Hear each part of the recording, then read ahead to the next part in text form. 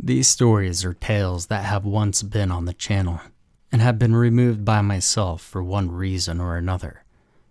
I feel it's time to give them a second life. Welcome to the archives. I'll tell you what I do for a living, as it will bring some understanding to my situation. I run my own business, if you could call it that. I thought of it more as a personal service. You see, I break into the home or building of a client's choice, destroy or steal whatever they want, provide proof of the action, and then I get paid, quite substantially, if I may add. My clients usually take the form of a middle-class man angered at their boss, or a recently dumped individual who wants revenge on their ex. Essentially, I do the work that one has the anger and desire to do, but doesn't have the actual nerve to do it themselves. It paid well, and it gave me some interesting places to explore. So, I've been quite content with the job. About a few weeks ago, I received the usual call for what I expected to be a usual job. The caller requested me to break into an abandoned home not too far from my area. He requested me to retrieve a few recordings of sorts. VHS tapes, cassettes, DVDs, they didn't matter. All he really cared about was any that looked interesting, as he described them. Despite the fact that information is important in my work, he didn't tell me anything that would be useful for the search. He wouldn't even tell me anything about himself, which almost made me turn the job down until he offered me an unusually large payment. When the caller had mentioned abandoned home, I had expected the location to be shed away from the local population and generally safe to break into during the day. To my frustrating surprise, the place was in the middle of the damn street, right along a string of other apartments and surrounding buildings, most of which were populated. People on the sidewalk strolled past it, not acknowledging its derelict state, and sometimes being taken back by its derelict state. I came back after dark, and it was just how I wanted it to be. No pedestrians anywhere, and there were no lights in the surrounding structures. It appeared to be an easy target. The home stood 2 stories, with a small attic on the highest point. It didn't look like the most enjoyable place to live, even before it had aged. The best word I could think of to describe its living quality would probably be confined. It appeared to have only a single window, which was on the attic level. The front door, what I believe to be the only entrance, had an unnecessary amount of locks on it, all of which were now rusted away. It opened with a mere tap from my foot. Now, I should probably state here that though I don't have nyctophobia or any of the sort, I enjoy completely dark, abandoned buildings as much as the next wandering man. By my first footstep into that house, I wanted the job done fast. What I'm saying is that I was not paying attention to specific details at the time of both the home and what may have been there. When I had turned on my flashlight, the first room appeared entirely vacant of anything, as if it had been completely cleared after the departure of its residents. This was both good and bad in my situation. This meant that the room was free of obstacles, but also meant that I would need to search more of the home, which I wasn't excited to do. There were other homes around, but I would be fine if I at least kept the noise to a decent level. The place hardly had windows, after all. I had gone up the stairs to find a similar area, an empty room, with nothing that I was looking for. This meant further worse news. I would have to check the attic. Though I said I wasn't severely frightened by the dark, I would be lying if I said I didn't have a discomfort with tight spaces. The attic was accessed by a standard pull-down stairway on the ceiling of the second-story room. It took a couple of jerks to budge, but it came down without much resistance. A large cloud of dust covered my view for a few seconds, which made me realize how old the place really was. Each step of the stairway creaked tremendously, to where it became more irritating than unnerving. The last step brought me inside the attic, which showed the only window in the house. A bit of moonlight shined down into the small room, which helped ease my tension by a near insignificant amount. Scanning the room, I had finally caught eye of a few boxes in the corner. 3 aged cardboard boxes, all packed with a number of old VHS tapes. No DVDs, though the place was so old that I didn't expect to find any. I was still in a rush to get out of there, so I didn't take much time looking through them. I didn't even pick out a few. I just grabbed the heaviest box and dragged it to the ladder.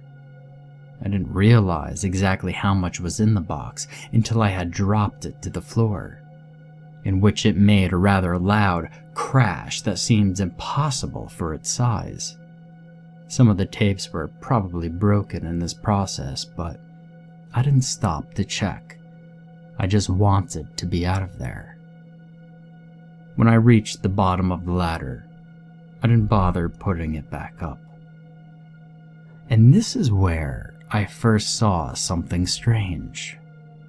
When picking the box back up, I saw a small red light in the corner of the room, like a sort of dot. It wasn't moving, but I still stormed to the stairs. I grew paranoid, so I didn't care to investigate what it was. I arrived at the top of the stairs, and I observed something else. That the house had another level, which I assumed to be a basement. There was another stairway leading downwards that could only be seen if one was actually looking down the stairs at the second level. At the bottom of this stairway was another faint but noticeable red dot. I was carrying the heavy box of tapes, so I didn't have a hand to shine my flashlight on it, or on the previous one. Then I tripped. There's no other way of saying it. I tripped and tumbled down the entire fucking stairway, all the way back down to the first floor. I should have broken a leg or my back in the process, but the box of tapes actually managed to break my fall in some sort of miraculous way. The VH tapes scattered all across the bottom of the stairs, and I didn't want to take the time to retrieve them all. I picked up the 3 tapes that were closest to me. My body hurt like hell, but I was more focused on the fact that I had just made noise similar to a damned police raid. I made it back to my car and then my home without issue. I woke up the next morning with aches all over, but I hadn't gotten caught, which was what I cared about. I called my client numerous times, and just as I had almost predicted, he never answered. The number he gave me didn't even have an answering machine, as if it had been disconnected. I was quite sure that this client was going to be a no-show, which made me grow quite frustrated. And most of the time, I'm able to steal other items during the raid, so a client not giving payment was never a typical issue. However, there was hardly anything to even look at, let alone steal, in that abandoned home. So I was left empty-handed after all the frightful work I had gone through. All I was left with was the tapes, which I decided to look at, just in case the client actually called back asking what I obtained. I was surprised to find that I even still had a VH player in my closet. Because the tapes had no forms of labels on them, I just played the first one on the stack of 3. The first tape I played was just static for a few minutes. I was about to stop when it actually did cut to a picture. There was a date on the lower left corner of the screen, which was August 2nd, 2010, displayed as 8/2/10. It was footage of a small room, which was vacant of any furniture and looked to be in degrading condition. The video appeared to be in a form of night vision, so the room must have been dark. It was lifeless footage until a door close to the camera opened. A young woman walked through, and the door shut behind her as she walked in. She started yelling, Michael, it's me. Where are you?" She turned around in circles, searching for someone. There was a frantic, worried look of expression on her face. I would assume that this Michael would be her son or other close person she was looking for. She waved her arms around in the dark before taking her phone out as a source of light. She walked to the end of the room and took a left at what appeared to be a stairway. The footage went to static a few seconds later. Now, I had an idea of where this footage may have been taken, but I refused to believe it at the moment of watching the tape. I didn't want to watch another just for that reason. Though, for my own safety, I had to know if my paranoia was correct. The next tape started similar to the last, static for a few minutes. Then it cut to the footage. It was footage of another empty room, which appeared to be in the same decaying state as the last. This footage also had a date and time, but it was March 14th, 2013, more than a year's difference. Someone came in from the small hallway leading into the room. This time, it was an older man. He actually had a flashlight this time and looked to the roof. He pulled down a staircase that led to an attic. And this was where I flipped shit. Those red lights, those dots in the corners of the rooms, they were cameras, and they were rolling. The abandoned house was rigged with them, more than I probably even saw. I at first believed it must have been some sort of police setup, in which I immediately checked all my windows to see if my home was being surrounded, and I thankfully found nothing. I went back to the tape, and the recording showed the man climbing up the ladder into the attic. And he too looked as if he was looking for something, or someone. But he never actually spoke. He also never shined his flashlight around the room, so I doubt he even noticed the camera. A few seconds after he was in the attic, the footage ended. But I did notice something. Just moments before the footage ended, the camera moved, as if it was picked up just at the last few seconds. I went immediately to the third and final tape, as I wanted to know what else may have been looking at me in that house. This tape was viewing the stairway, It appeared zoomed in, like it was down another level but still focusing on the first to second floor. At the top of the stairs was the same man from the previous tape, with the same date of 3/14/13. Since I had dropped the tapes down the stairs when I collected them, I must have been lucky to grab 2 continuing tapes. The man in the footage appeared injured this time. He clutched his left arm, which revealed to have blood running from it when I looked closely enough. He stumbled with each step as he progressed down to the first floor.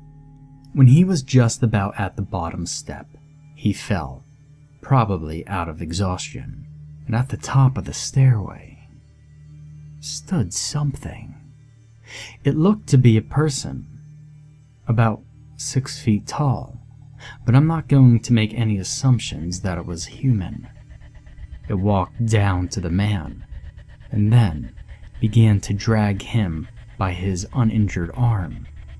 The man put up a little struggle, which led him being kicked in the head by the being. It moved the man down to the second staircase, the one I believed led to a form of basement. The figure was close enough to the camera to where I could see its face, or at least what was covering it. It wore a mask, which looked to be an aged rag, with holes cut out for each eye, and numerous tears everywhere else. The skin exposed by the tears was dark, bloodied gray, which led to me being more content that its face was covered. The thing stared at the camera for a moment with blurred, yellowed eyes that made myself even more uncomfortable. It then picked up the camera and turned it around to reveal a door at the bottom of the staircase. The being picked the man up, opened the door, and kicked the man inside of another room which appeared to be empty. The door was quickly shut once the man went in, and then the camera just viewed the door for the next few minutes. What was disturbing here, however, was the sounds. Behind the door, there were many rapid scratching noises, as if the walls were being scraped. The injured man inside the room began to scream, and so did other voices. The other screams sounded inhuman, more animal-like than the screams of a person. The injured man's screams were quickly cut off after what sounded like the ripping of flesh and the snapping of ligaments. I thought at first that the man stopped screaming, but then I realized that all sound had been cut off from the footage. The door to the room then opened, and inside the room were other creatures. They almost appeared human, but appeared very frail and gray, with no hairs on their heads or anywhere on their body. Their spines were painfully visible and protruded from their bodies in an unnatural and excessive manner. The ones near the end of the room began to climb up the walls and onto the ceiling. One of them began to turn around, but the footage ended and cut to static before its face could be revealed. Now, naturally, I was terrified by this. I had just been inside that place, and I had been recorded in the same way.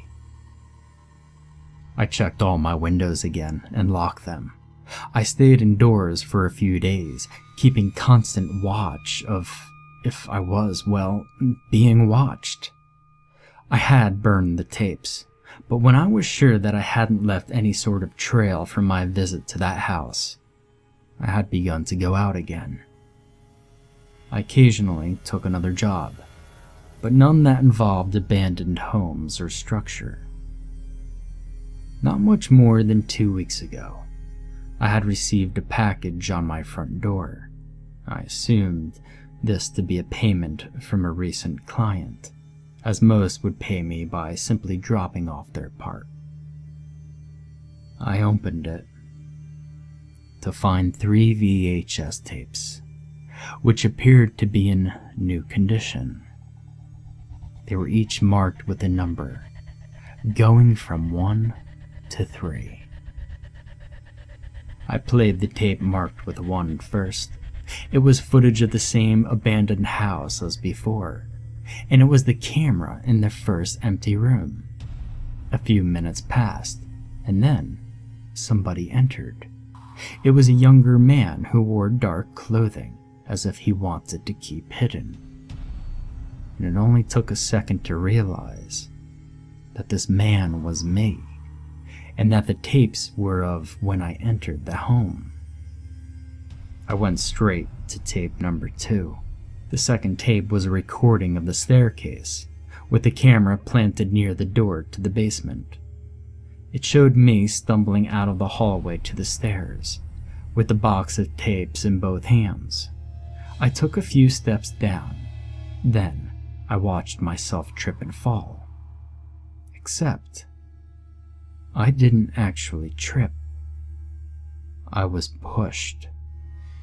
A figure at the top of the stairs, wearing the same rag on its head as in the previous tapes, had slightly shoved me. It wasn't enough force to where I could have felt him behind me, but enough to where I had lost my balance with the box in my hands. The footage showed me jump back up to my feet with 3 tapes in hand and running off screen, which was when I ran out of the house. The masked being only ran to the bottom of the staircase and watched me run. It then walked slowly down the second flight of stairs and looked into the camera for a few seconds. And then the footage ended. I was in more fear than when I had watched the previous tapes, and my paranoia of being followed became more severe. It took every fiber of courage in my body to keep watching, and I played the final 3rd tape. This tape wasn't from inside the abandoned house. It was being held by someone, and it was taken from outside at a different location. The camera holder walked on a road for a few minutes until focusing the camera on a single house. And that house was mine. And whoever or whatever was filming let out a loud, sickening laugh. And then the tape ended. I've grown paranoid, and with good reason. I'm not huddled in the center of a room all day, but I don't go out in public much anymore. And any time I do, I feel like I see a masked figure out of the corner of my eye. Perhaps it's just a fabrication of my mind, but I even sense it right next to me in some places. There will be a few days where I hear a knock on my door, only to find a single tape on the doorstep. Each is very similar to the last. It's always footage of my own home, usually during the day, but other times at night. And with each tape, the camera is closer.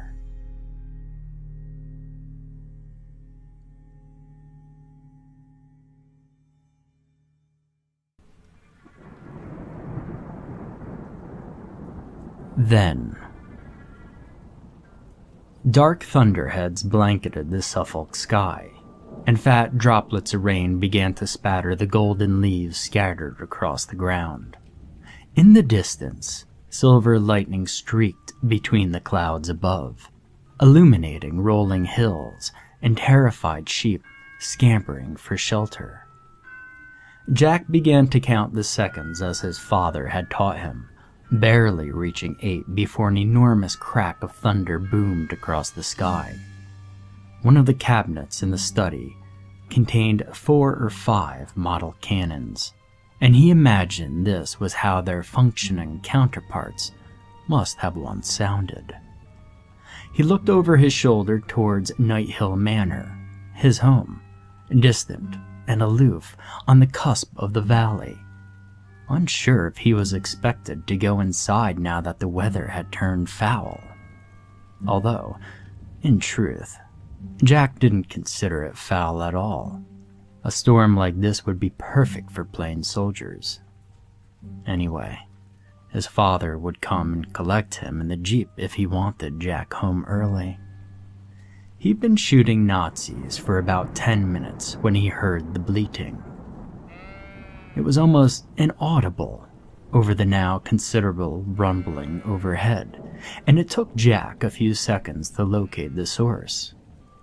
And there, just beyond the fence marking the border of King's Forest and a dense patch of withered brown bracken, he squinted against the rain, and a pair of twisted horns resolved themselves, curving down around a head covered in shaggy black fur.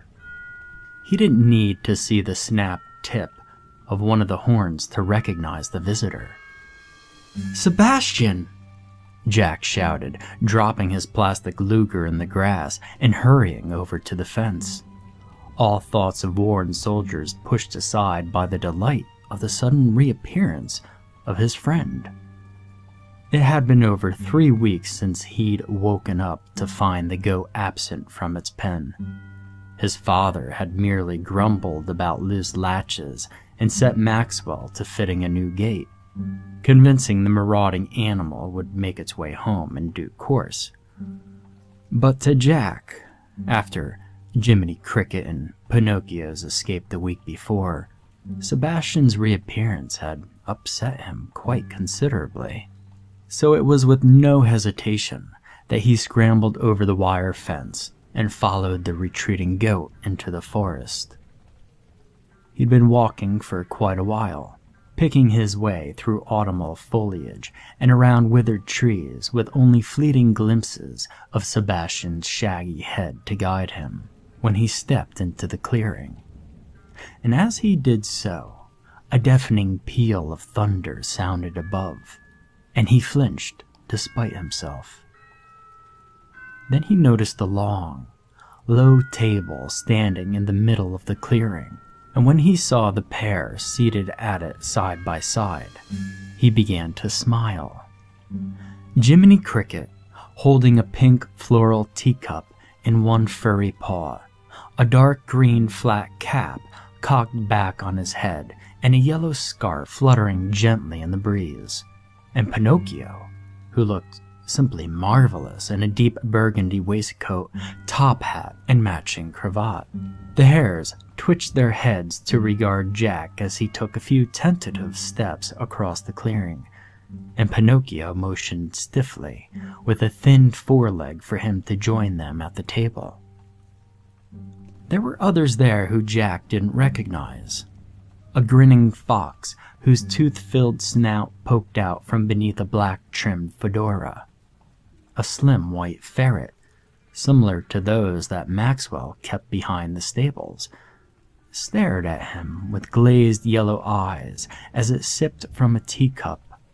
Something that looked like a small monkey crouched at the opposite end of the table, its human-like features obscured beneath falls of lace and a frilled pink bonnet.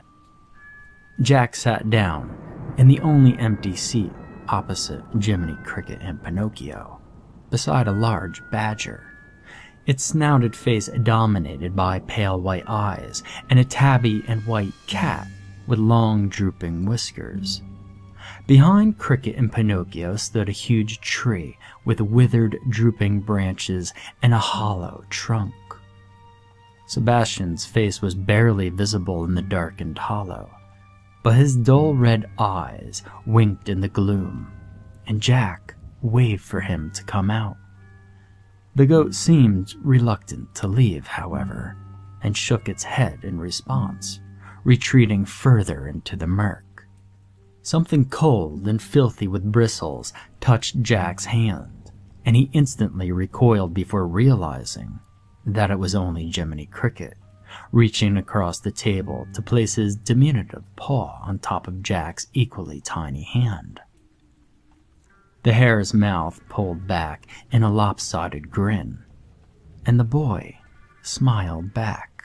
So engrossed was he, as the hare showed him the plates and cups and teapots and cutlery lining the table, that he didn't hear the dried-out leaves crunching behind him. A gloved hand clamped over his mouth, and a strong arm wrapped itself around him, yanking his hand away from Jiminy Cricket's and pulling him down, down, down into the darkness. Now, Martin dreamt of music, soft and distant, but beautiful nonetheless. Faint noises in the corridor aroused him from his fitful slumber. Was that a pair of tiny feet slapping against the plush maroon carpet? A slight form running past the slightly ajar bedroom door? No, of course it wasn't. Maxwell would have retired to bed by now, and even if he hadn't, the boxer turned groundskeeper's days of running anywhere were long since past. Nobody ran in Night Hill Manor's paneled corridors now, not for almost a year. Not since Jack. Oh, God. Martin swung his legs out of bed, elbows resting on his thighs, put his head in his hands, and he began to cry. He should have sent Maxwell to fetch Jack that day. He should never have let him play so far from the manor in the first place. Without Maria, he hadn't a clue how to care for their son. When he was young, his parents had let him roam far and wide. So was it his natural assumption that Jack should be allowed to do the same? Of course, back then, pedophiles and child murderers had been relatively unheard of. The world had changed, but Martin hadn't changed with it. Raising his head, he looked around the room. The Napoleonic oil paintings, the gilded furniture, the gold-trimmed oak paneling. Even this god-forsaken manor house. He'd tear it all down with his bare hands if it would bring Jack back. Standing, he crossed to the window which opened into Night Hill Manor's rear garden and the valley beyond. And the woods where detectives reasoned his only son had been stolen from him forever. Martin's breath caught in his throat, and he felt as though an ethereal hand had reached into his chest and taken a hold of his heart. About halfway down the valley, moving away from the house towards the woods, was a bobbling orange light, a lantern. Martin narrowed his eyes, but was unable to discern the shape or size of whoever was carrying it. Maxwell? No. The elderly man wouldn't risk the valley with its holes and pitfalls at this hour. He would know better. There was no need for either of them to go into the woods at all, let alone this late at night. Martin wasted no time at all in scrambling into a pair of jeans and a t-shirt, pulling on his jacket as he hurtled down the sweeping spiral staircase to the entrance hall. On his way to the front doors, he passed a dark shape against the far wall, frozen in a stream of moonlight. The piano. His son's piano. Oh, Jack, he thought as he pulled on his walking boots. Jack, I'm so sorry. He had his hand on the antique silver door handle when his mind fully registered what he'd just seen. The piano, yes, but he'd actually seen the piano. seeing its polished teak surface and ivory keys, bright white like rows of teeth. Nobody had touched the piano since Jack. Maxwell had thoughtfully covered the beautiful instrument with a thick velvet sheet, and that was how it had stayed. Now the sheet was pulled on the floor to the right of the piano, yanked aside, and left where it had fallen. Rage welled up inside Martin like a ferocious storm. Somebody had been here, in his house. But that intrusion paled in comparison to the fact that the intruder had touched his son's piano. He snatched the door open and dashed out into the night. From the shadowed doorway to the dining room, a pair of burnished yellow eyes were watching the man leave. Satisfied, the stoat slipped out the same way it had entered, through the kitchen. Its breathing was torn and ragged, its blackened tongue lolling from a mouth bursting with needle-sharp teeth. The faint groan of shifting wood and the near inaudible hum of whirring gears followed it through the darkness. The woods were black as pitch, and Martin cursed himself a fool for not bringing a torch. He had lost sight of the orange light when it disappeared into the clusters of spindly trees, and now he caught only the mere snatches of its flickering glow in the distance. His shins were bleeding, and he'd cut his face the first time he'd fallen. But that didn't matter. Nothing mattered. Nothing except catching whoever it was that had defiled his precious memories of Jack. The only things he had left. There was a definite awareness of perception here. He cautiously scanned his surroundings for inquisitive eyes. And something moved in the bracken off to the left, but by the time he'd snap his head in that direction, the motion had ceased. The light reappeared directly ahead of him, and he hurried towards it. He kept low to the ground, moving as silently as possible, but was almost shocked into screaming when something sleek and furry brushed past his legs before vanishing into the undergrowth. Composing himself and breathing deeply, he stepped into a clearing that had once been flooded with yellow tape and ultraviolet light. And there, beneath the eaves of a drooping willow, where he'd held the distraught Maria as a forensic team combed the area, was a table, pink plastic with garish chairs to match. It was the sort one would expect to see at a little girl's tea party, were it not so stained and filthy. It wasn't the table that snatched the breath from Martin's lungs, nor was it the chairs. It was the slumped forms seated upon them. The lantern he'd seen the figure carrying had been placed on the table, and its flickering light illuminated his surroundings with sickening clarity. As he stepped closer, Martin raised a hand to cover his mouth. Dear God, the stench was enough to make him vomit.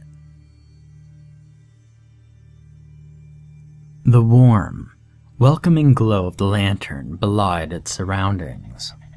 The things at the table were monstrosities.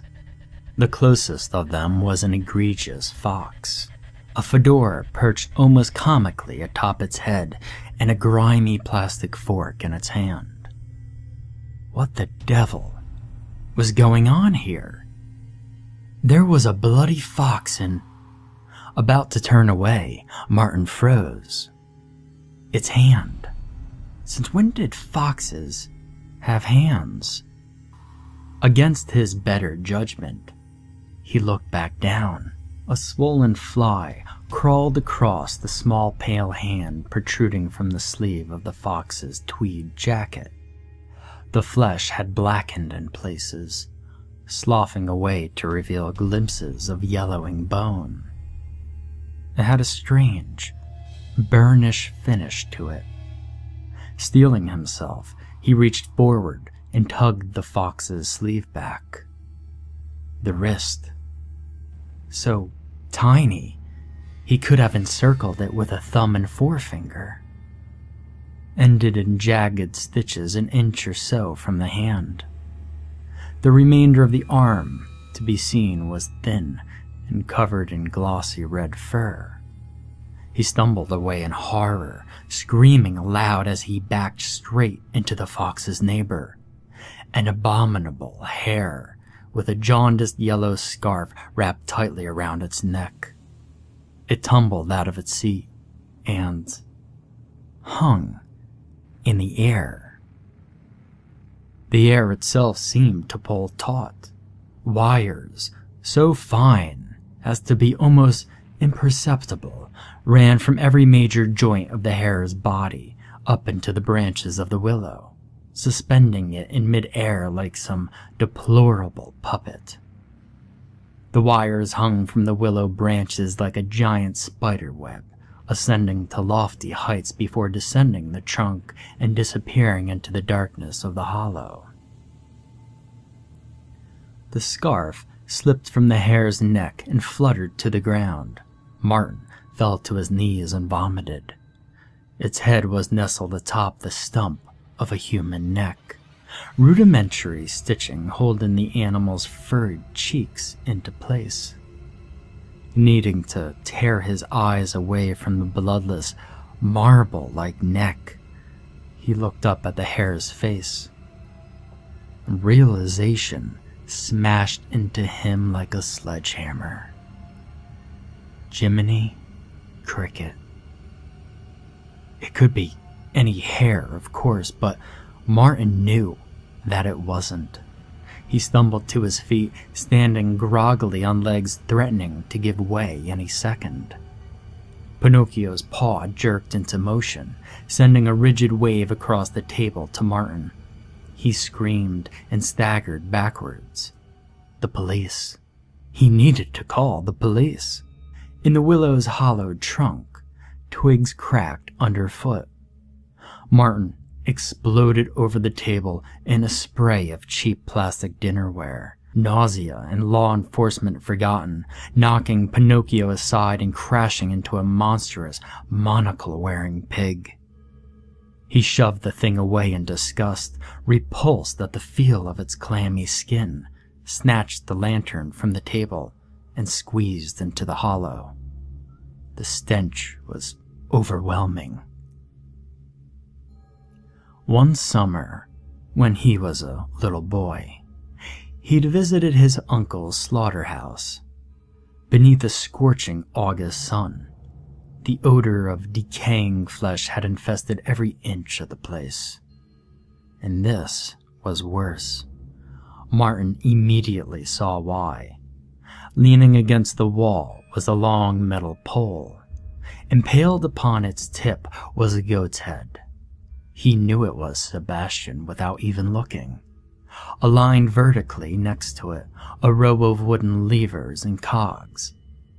So that was where the wires led. Dear God, how long had this maniac been watching his family? He raised the lantern higher and answered his own question. Hundreds, maybe thousands of Polaroids were pinned to the inside of the stump. Jack laughing and petting Sebastian. Jack standing on Martin's shoulders, wearing his Spider-Man t-shirt and waving an ice cream above his head. They had been taken from the edge of the tree line, judging by their angles. The next photo turned Martin's blood to ice.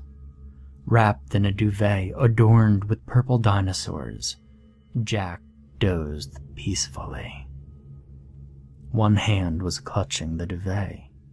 The other was snaked around Martin's shoulders as the two of them dozed peacefully. That had been on Jack's 4th birthday. Oh God, He was crying now, tears streaming down his face as he took in the twisted visual history spread before him.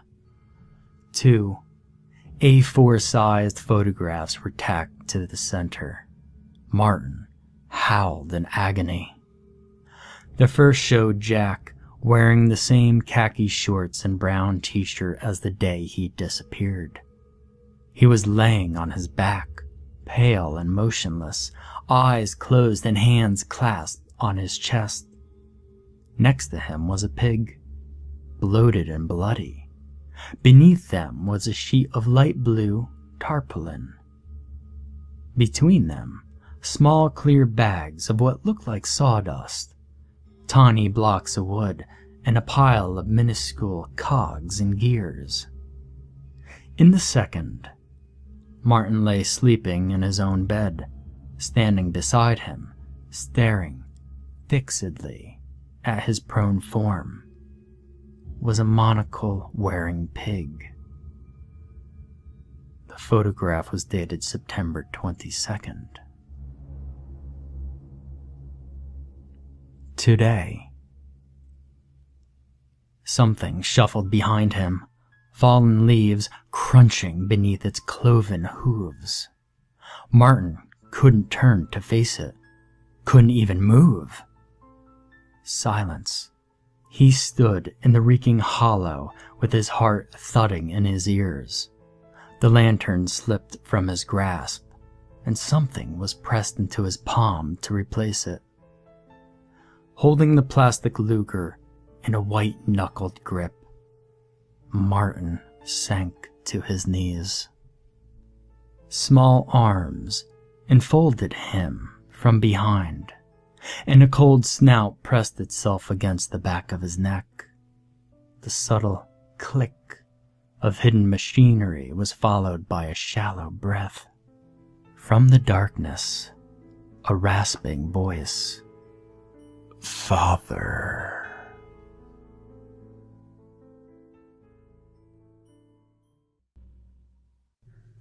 It's so easy to forget about what lies beneath the streets of the modern world. Towers that scrape the sky, and estates that stretch on for miles. The urban sprawl we know so well. But a man who has seen what lies beneath the concrete can't ever forget. Sewers. The catacombs that snake through the underground. For every avenue, there is a black tunnel that runs beneath it, and for every house, there is an allocated network of hidden pipes. Streets that bear no names.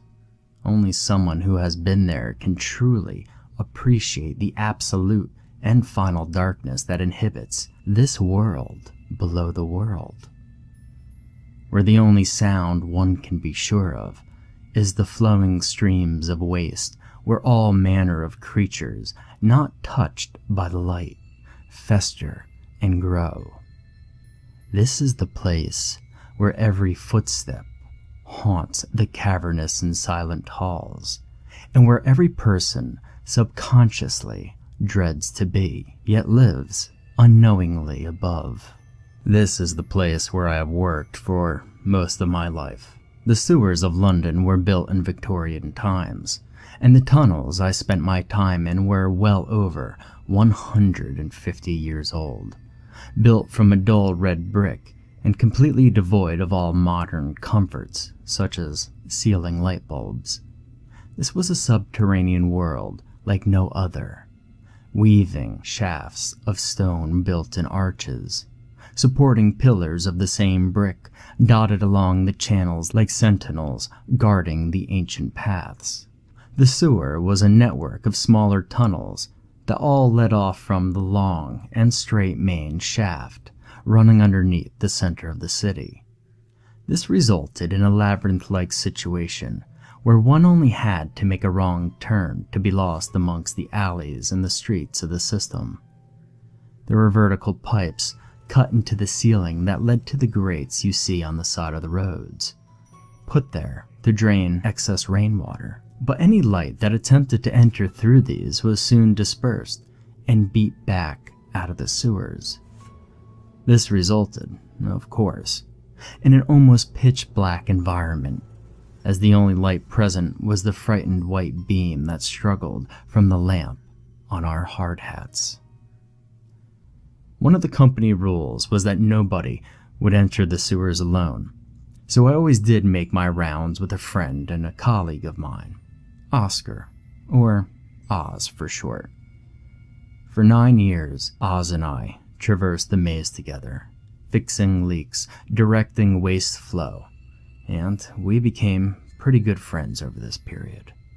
We drank together on weekends and regularly watched football games, since we both had the same team. But the heaviness of the sewers made it hard to crack jokes or make decent conversation, so most of our work was done in silence. Silence was what predominantly made the sewers so unnerving.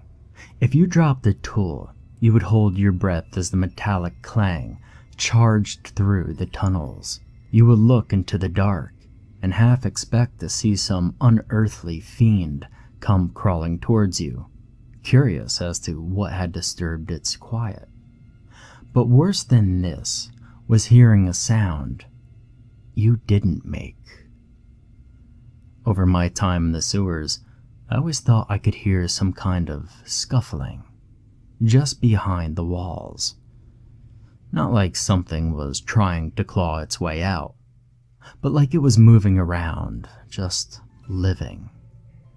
I always put these occurrences down to the silence playing tricks on me, but I could never shake the thought that there was more to the sewers than just an eerie feeling. Oh, but how could I forget the smell? It never frightened me the same way the darkness or silence did, but it was always there, the unmistakable stench of human waste clinging to you always. It made the air heavy and clogged your nostrils and throat. However, the reason I write this is to document the occurrences of the 14th of June, year 2014. Me and Oz were heading down into the sewers for the daily inspection. We had been down there for around 3 hours when we came across the damaged wall, a few turns off the main tunnel, along a minor shaft. The section of the wall had fallen in, almost as if it had been pushed from the outside. Not a particularly strange occurrence, since sections of the walls were always crumbling apart. The bricks had fallen, but remained intact, so I thought it would be an easy fix. I sent Oz away to the closest storeroom to return with some cement filler to reseal the wall with. I began to stack the bricks back into the hole, staring at the void behind it. There seemed to be quite a large space there, which was unexpected since I had always believed that it was solid earth behind these walls. But I disregarded it as a small enclave in the rock and continued piling the bricks. But I could not disregard what happened next. I heard the scuffling again, just a small scraping sound resonating from inside the void. I put down the bricks and listened. It lasted for about 30 seconds and then stopped. I was motionless and the air seemed to press down on me. Slowly, I built back my confidence and began once again to carefully stack the bricks. The knocking of the stones was a whimper that cut the atmosphere. At this point in time, 2 things happened. Firstly, I saw something. It was undeniably a face. It lifted its head from behind the wall and stared through the hole, face to face with me. It made a sound, shuddering noises that sounded like a foreign language, but spoken in a way completely unlike any voice I'd heard. Next, my light cut out. I jerked backwards, fumbling for my spare batteries in utter darkness. Images of the creature raced through my mind. It was not a face unlike a human, the same size and shape, but it was bald and lacked any sort of eyebrows. Its skin was pulled taut on its cheekbones, and it was pale. not pale in the snowy white pale, but as in a monochrome gray, bordering on a sickly purple, almost translucent in its lack of color, laced with dark veins. But its eyes are what caused me to panic. Small and pale they were, lacking any distinguishable pupils and filled with an empty and frightening aura. The scuffling was back, but now it was more like a heavy thumping. It came from all around me, like 1,000 of the creatures were beating their spindly hands against the brick. I abandoned my search for the batteries and instead ran back through the shaft, sticking close to the damp wall. I turned the first corner and was blinded by the light atop of Oscar's helmet. He had come back from his journey to the storeroom when he heard the pounding, which was now resonating from behind me, smashing the silence like a hammer against the anvil. I knew well that the exit we always took was down past the hole, yet the thought of going back that way was too much to bear with only one lamp. I checked my pack only to find it was gone, loosened from my belt when I had fallen at the hole, most probably. Oz was staring wide-eyed at the passage behind me, and when I turned, I could see why. The creature must have attracted attention because the passage was filled with them, crawling and shambling towards us. By the light of Oz's torch, we could see them clearly. They were human-sized and all looked very much the same.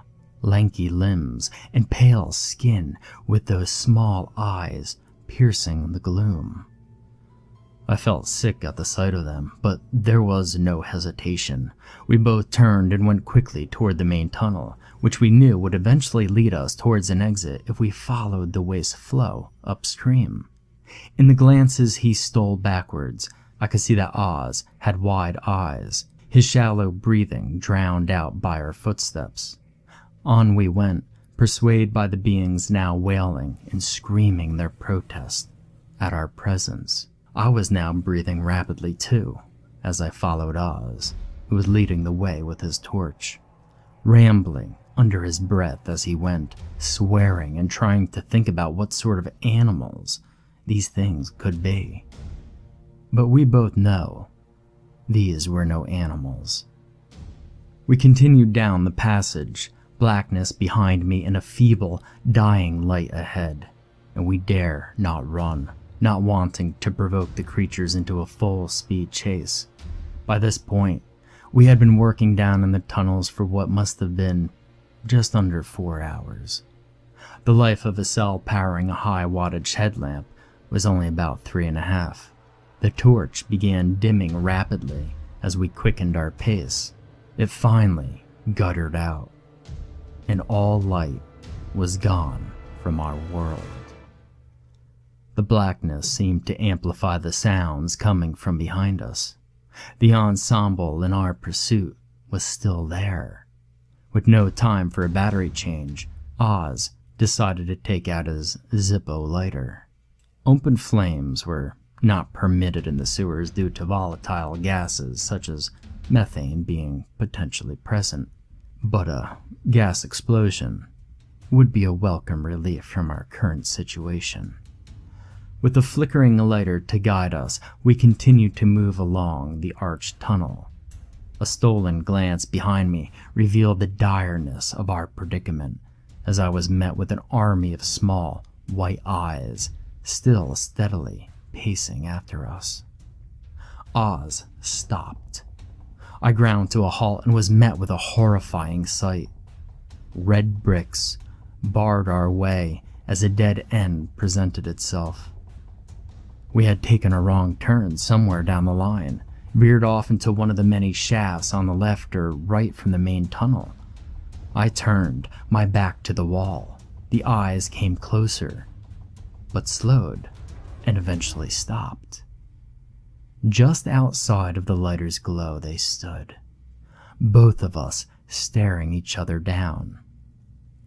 I shuddered, ragged breaths escaping me as I wondered what would come next.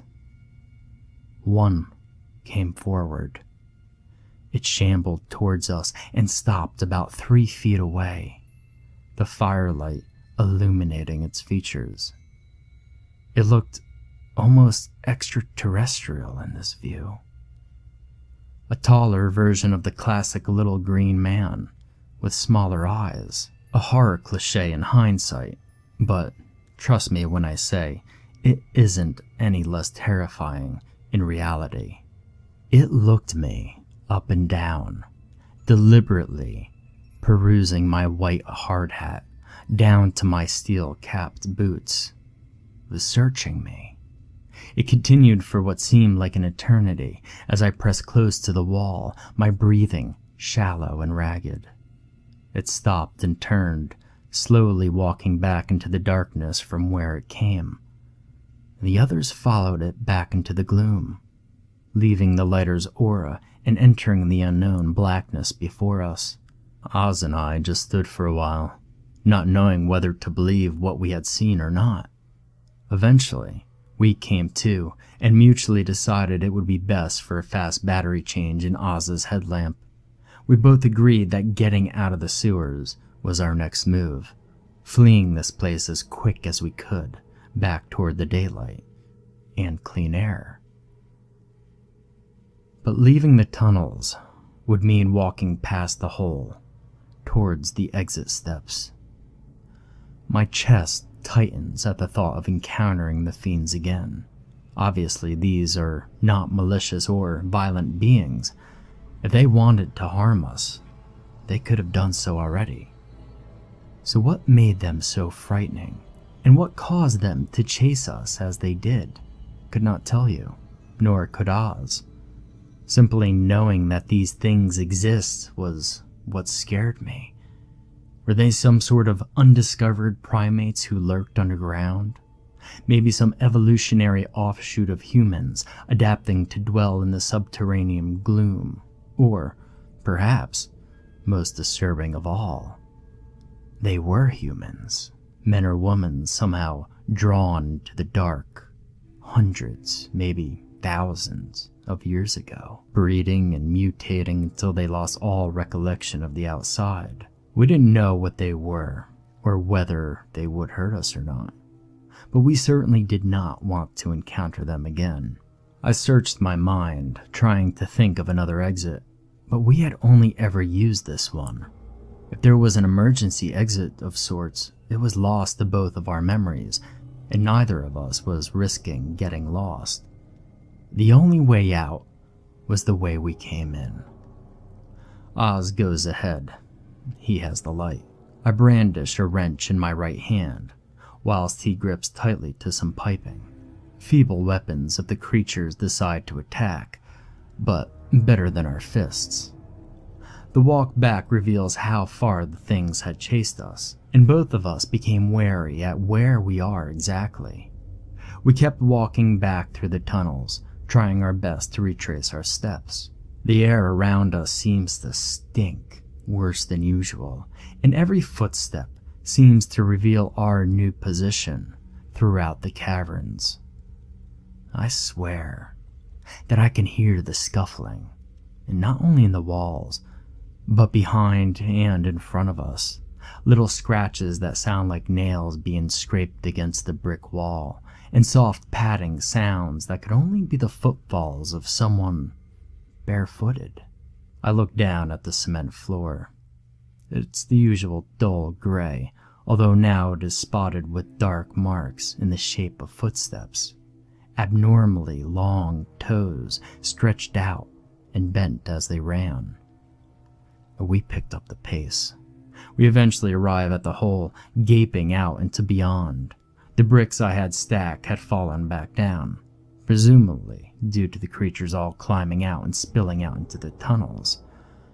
I shudder at the imagery. Were they back in there? Could they be staring back right now? I drop my gaze and turn back to Oz. He's not there. Oz hadn't noticed me and kept walking. He was now around 15 meters down the shaft, a small flickering orb of light, and I was in the darkness.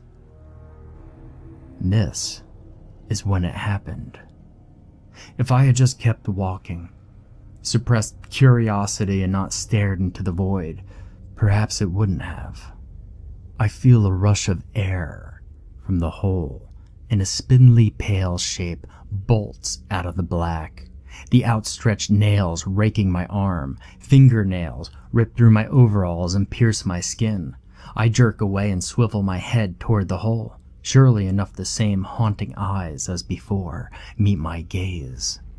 I bolt down the tunnel after Oz, hearing the creatures dive and crawl through the wall after me, screaming louder now, angered that I dare disturb them again. I do not look backwards. The sounds of slapping feet fueled me towards the light in front. When I came up on Oz, I shout to him, telling him to run. He turns to look backwards, but is met with my force as I shove him on. We both sprint for the exit doors, and Oz barges through them. Up now, dim electric lights illuminate the stairs, casing a gray film across the scene. My legs begin to ache as we round yet another flight, but the noises below have not ceased, so I cannot either. Finally, we reach the summit, and we know to turn left immediately, through more doors and up a final flight of stairs. We stand in the street now, a narrow alleyway joining two larger roads. The sun is just rising, which creates an eerie, not quite night, but not quite day either feeling, as if we were both in some sort of limbo. I glance behind. The creatures burst through the doors and charge up the stairs. I stumble backwards and fall as they reach the top. Oz is trying to get me up again, and I watch like a spectator in a theater. As the creatures come out of the darkness, they squeal at the now emerging sun. They disperse immediately. Some fly back down towards the gloom, whilst others dash for the shadows on the street. Some climb up the metal staircase and shelter amongst the gloom at the top, while others disappear across the building's roof. But they all melt away, slipping into darkness wherever they find it. And this is where I black out, my arm bleeding profoundly and my head spinning. I awoke in a hospital bed, and they tell me I have flu-like symptoms, but they can't say what is causing them.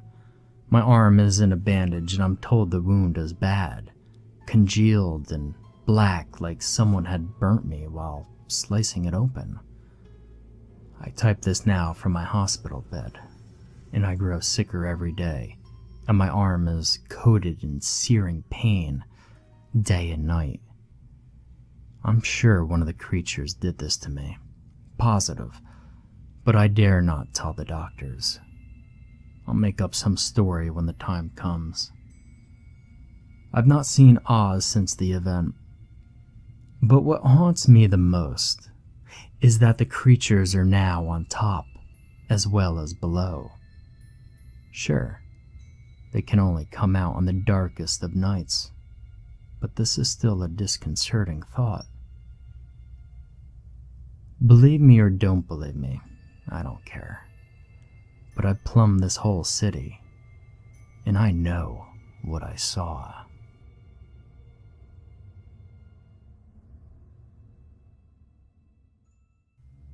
I never wanted to go on that stupid hike in the first place. Yet, there I was, hiking, cabin to cabin, in the Norwegian mountains, with my class. Woohoo, right?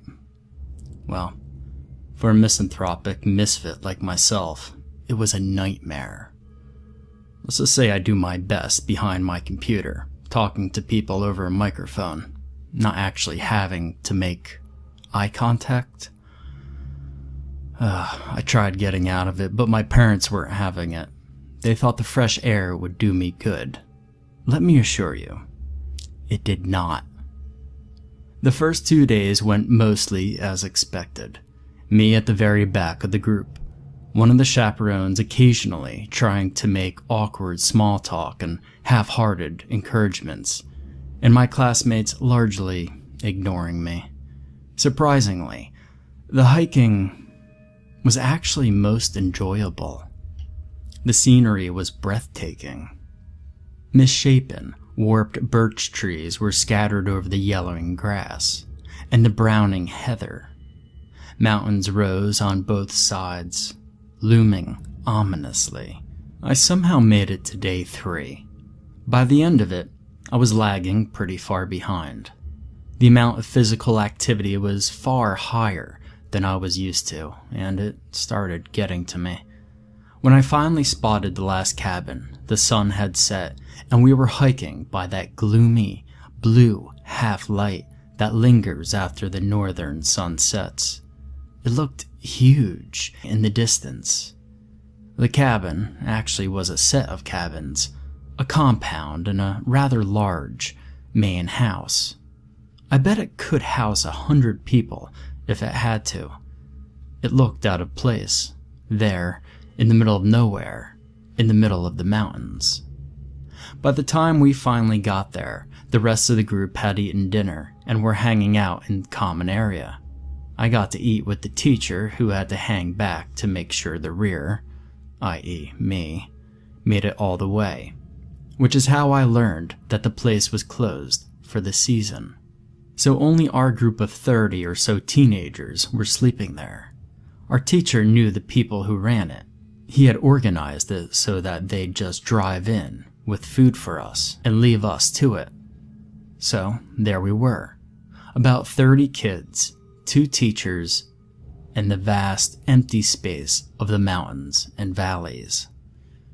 I didn't want to interact with the others, and I wanted to be asleep, or believably pretending to be asleep. When the rest of the guys I'd share my room with went to bed, I was exhausted, a little embarrassed by how slow I had been, and, as it turned out, completely without a cell signal, so staying up had nothing for me. I headed straight to my room and promptly fell asleep. In the middle of the night, I woke up in a panic. The room was pitch black. Usually our rooms weren't that dark. These places never managed to keep the light out completely. Light would seep through the hallway. The moon would shine through a gap in the curtains. Some red light would be blinking on some appliances. Something would pierce the darkness. But this one was pitch black. I was sure someone was in the room, standing above my bed, looking at me. You know, one of those silly things you think of. My breath caught in my throat, my heart beat like crazy. I laid there for what felt like hours. Nothing happened. Of course, nothing happened. I tried to talk myself down in my head. I was being silly. I was safe. There was just miles and miles of empty woods and hills around here where anything could be hiding, could have followed us, could have seen us. Defenseless. Alone. No. You're safe. Don't be silly. I wanted to turn on the light, but I didn't want to piss the others off. But I really wanted to turn on the light. As a sort of compromise, I decided to go to the bathroom. It meant that I could turn on the light in the hallway and sneak a peek back into the room. I sat up, swung my legs off the side of the bed, and felt around for my shoes. I put them on and snuck out the door. I flicked the switch in the hallway. I glanced back into the room. Nothing there. Of course. I just had to make sure, though. I walked down the hallway until I found the bathroom. The air was freezing. Someone had left a window open. I thought, someone took a shit. Nice of them to air out, I guess. But when you leave a window open in Norway, in the mountains, in the middle of October, at night, it gets really, really cold. I did my business and walked over to the window to close it. Not that I cared about those other idiots. They could freeze in the morning for all I cared, but still, you just don't leave windows open when it's cold out. As I went to close it, I looked out the window and caught a glimpse of the night sky. It was covered in stars, and there, right above the nearest mountain, a vague, green blob was materializing. Northern Lights? This far south? My heart almost stopped. I'd never seen Northern Lights in my life. We hardly get them as far south as where I live. So I tiptoed back into my room, grabbed my phone and my coat, and headed out into the fall night. For a second, I debated whether I should wake the guys. They'd probably love seeing the Northern Lights just as much as I would. Nah, screw them, I decided. Not like they'd wake me up if the tables were turned. Frost covered the ground, glittering in the strange green light from the sky. It was the Northern Lights. Not particularly strong, not very defined, but undeniable still. Nothing else turns the night sky green like that. I stood there, staring at the sky, freezing for hours. The fear from earlier had completely gone. I stood there, so small, so insignificant, under the stars and the strange green light that flickered across the skies.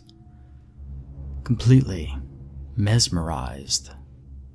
Finally, my whole body started shaking, and I realized I was freezing. I had to go back inside, no matter how beautiful all of this was. My eyes had adjusted to the dim light from the outside, so I snuck down the corridor without turning the lights on. I knew the bright light would blind me, and I didn't want to burn out the beautiful memories of the aurora to replace it with the grim fluorescent light that lined the hallway. I used the light on my phone to identify my room, and, turning it off, snuck back into my warm bed and promptly fell asleep. I woke up with a start and groped around on the floor for my phone. 10:30 it read. Shit, I overslept. Breakfast was at 7:30. We're supposed to be hiking by 9. Oh shit. I jumped out of my bed, almost hitting my head on the bunk above me. Why hadn't anybody woken me up? The blinds were still down. The room was dark. I opened the door. The corridor outside was dark, and the whole place was quiet. I flicked the light switch. The power was out. A chill ran down my spine. Was something wrong? The room was dead quiet. No snoring from the boys. I was clearly the only one here. Questions drudged through my sludgy morning brain. Was it some sort of a prank? Leave the weirdo behind? But the teachers wouldn't have gone along with it. Or would they? Did they forget about me? The slow burn of worry started in my gut. I was all alone in the wilderness, all that empty space. Wait, no, there was a road. I had my phone. Someone would come and get me. I wasn't lost, I was just forgotten. Actually, they probably hadn't even left me behind. Maybe there was a storm or something. Maybe the hike was canceled. I yawned. Even if they had left me, it just meant that someone would have to come get me, and I didn't have to hike the last leg of the trip, which was fine with me. I grabbed my jacket, put my feet into my shoes, and set off to find some people or some food, preferably both. I was still half asleep as I shuffled into the dining room. I registered that it was also empty. Breakfast was clearly over, as the teachers had promised it would be. I was hungry, though. I crossed my fingers that I'd find some leftovers in the kitchen. I pushed open the door with the staff-only sign, shuffled across the linoleum floor, opened the fridge, and, to my delight, found it still full. The pantry as well. I'd made myself a sandwich and my mood improved considerably. I might be left behind, but I was left behind with food. It wasn't all bad. I munched on my sandwich while considering what to do next. I went to make a second one when it occurred to me that there was a lot of food there, like too much. This was all the food we would have needed for the breakfast. And the others hadn't eaten? The uneasy feeling came back to me. Why would they have left without eating? It made no sense, unless something had happened. Again, I thought of the vast wilderness, of the lonely road, of everything that could be hiding in the mountains, in the house, in the rooms. Oh God, no. There were so many rooms, so many empty cabins, empty spaces, and closed doors. Closed doors with God knows what behind them. I should have checked the rooms. Why hadn't that been my first move? Well, because I didn't want to. I thought of opening all those doors, finding them empty, or worse yet, not finding them empty. The fear started growing within me. I knew I had to do something, and do it before I was totally paralyzed by panic. So, I gathered up all my courage, got to my feet, and left the kitchen. The sound of my steps rang out throughout the cavernous dining room. They seemed so much louder now. My heart was pounding by the time I tiptoed down the dark hallway. The only window was at the far end, and the sky was covered in clouds. It didn't do very much to light up the corridor, and it did nothing for my fear. I found myself stopping outside my room. I already knew it was empty, but I still wanted to check there first. Maybe because I was so sure it was empty. It felt like a safe place to start. Or maybe because deep down I knew something was very, very wrong. The blinds still kept the room completely dark, so I couldn't see anything there. I crossed the room in 2 long strides. What little daylight seeped through the gray sky would still be a welcome friend in the quiet gloom. I tugged at the string and jumped a little as the sound of the curtain rolling up rang sharply throughout the empty room. I turned around, and to my great surprise, Peter, one of the guys, was laying in his bed opposite mine, clearly fast asleep. Relief flooded through me. I wasn't alone. Peter? I croaked. I cleared my throat. Peter. I repeated a little louder, but no response. It occurred to me that it made no sense that he was still here. There were so many reasons why he should not be asleep in his bed right now, and he looked oddly still. I took a step toward him. Peter? I whispered, heart beating in my throat. I reached out, grabbing his arm under the covers, and shook. No response. He seemed totally dead. Then, the thought hit me like a ton of bricks. Dead? No. No way. Absolutely not. He couldn't be. No. I forced my shaking hand towards his neck to feel for a pulse. My fingertips made contact with his icy skin, and I knew instantly he was dead. Nobody alive can be that cold. He must have been dead for hours.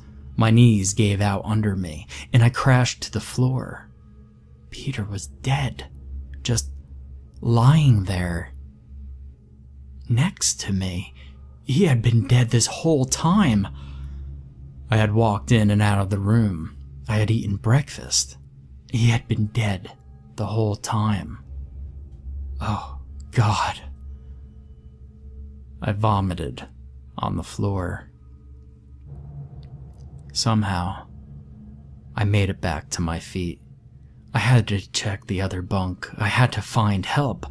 I couldn't be here all alone with a corpse. The other bunks weren't empty either. The 2 other boys in the room were as cold and as dead as Peter. I only remember bits and pieces from the next few hours. I recall running wildly down the hallway, tearing open doors. Not all of them were unlocked, but the ones that were revealed more dead bodies. Everyone, all the rooms, they were all stone cold dead. And I was all alone. I think I screamed a lot, because my throat hurt like hell when I finally entered a sort of catatonic trance that could be construed as, calming down.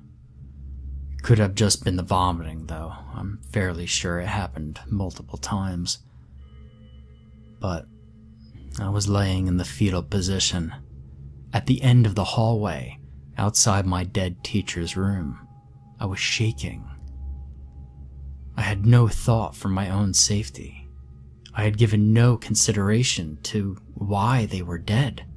All I knew was that I was alone in a house full of dead people. I don't know what part of me kicked into gear, but finally, it occurred to me that I should call the police. That's what you're supposed to do when people are dead. You call the police and they take care of it. Except I didn't have reception. The part of my brain that was still running some sort of script figured I should go for a high point. There was a hill behind the hostel, so I grabbed my phone and started hiking. It took me exactly 2 hours and 37 minutes to get a signal bar on my phone. At this point, my battery was down to 4%, and my panic was back up to about 97%. I typed 112 with shaking fingers and prayed as the phone rang. No battery. Send people to the hut. They're dead. They're all dead. Please, please, please. I managed to yell to the operator before the phone died. I shook the phone helplessly. I turned it back on. Light flickered across the screen, that stupid opening graphic. I frantically typed in my PIN, pressed the phone icon, typed in 112, and watched the phone turn itself off. I stared disbelievingly at the useless piece of technology in my hand. My only hope was that they'd gotten the message. Had I said the name clearly? Would they believe me? Did it sound like a prank call? I stood there until the sweat on my back chilled me to the bone, and I realized I needed to get moving. I wasn't going back into that tomb, no way. I decided I would go back down and follow the road. And only then did it occur to me to wonder why they were dead. You'd think that'd be the first thing in my mind, but it wasn't. Only at that moment, when I was freezing cold, my last bit of technology, my last avenue of communication gone, it occurred to me. What the hell had happened? Had someone or something done this? Should I be dead too? Should I hide? I went over the morning in my head. If someone wanted me dead, I would have been. If someone had done this, they were long gone. Unless they left me alive on purpose. Unless they left me alone to watch me panic. To watch me run around in a panic. Someone who killed 30 people would enjoy that. Wouldn't they? The chase? The game? No. I told myself firmly that's not it. I ran through a list of plausible explanations in my head. There was no blood, no signs of trauma. They looked like they had been poisoned, really. We all ate the same thing, though. But maybe it was something in the air. Wait. Carbon monoxide poisoning? Yes, that could be it. No, really, that made total sense. You hear these horror stories, right? Busted heater, whole family dead. Why not whole school class? Made much more sense than some crazed serial killer. Contrary to what all the Scandinavian noir crime novels will have you believe, Scandinavia does not have a lot of serial killers, and carbon monoxide poisoning happens.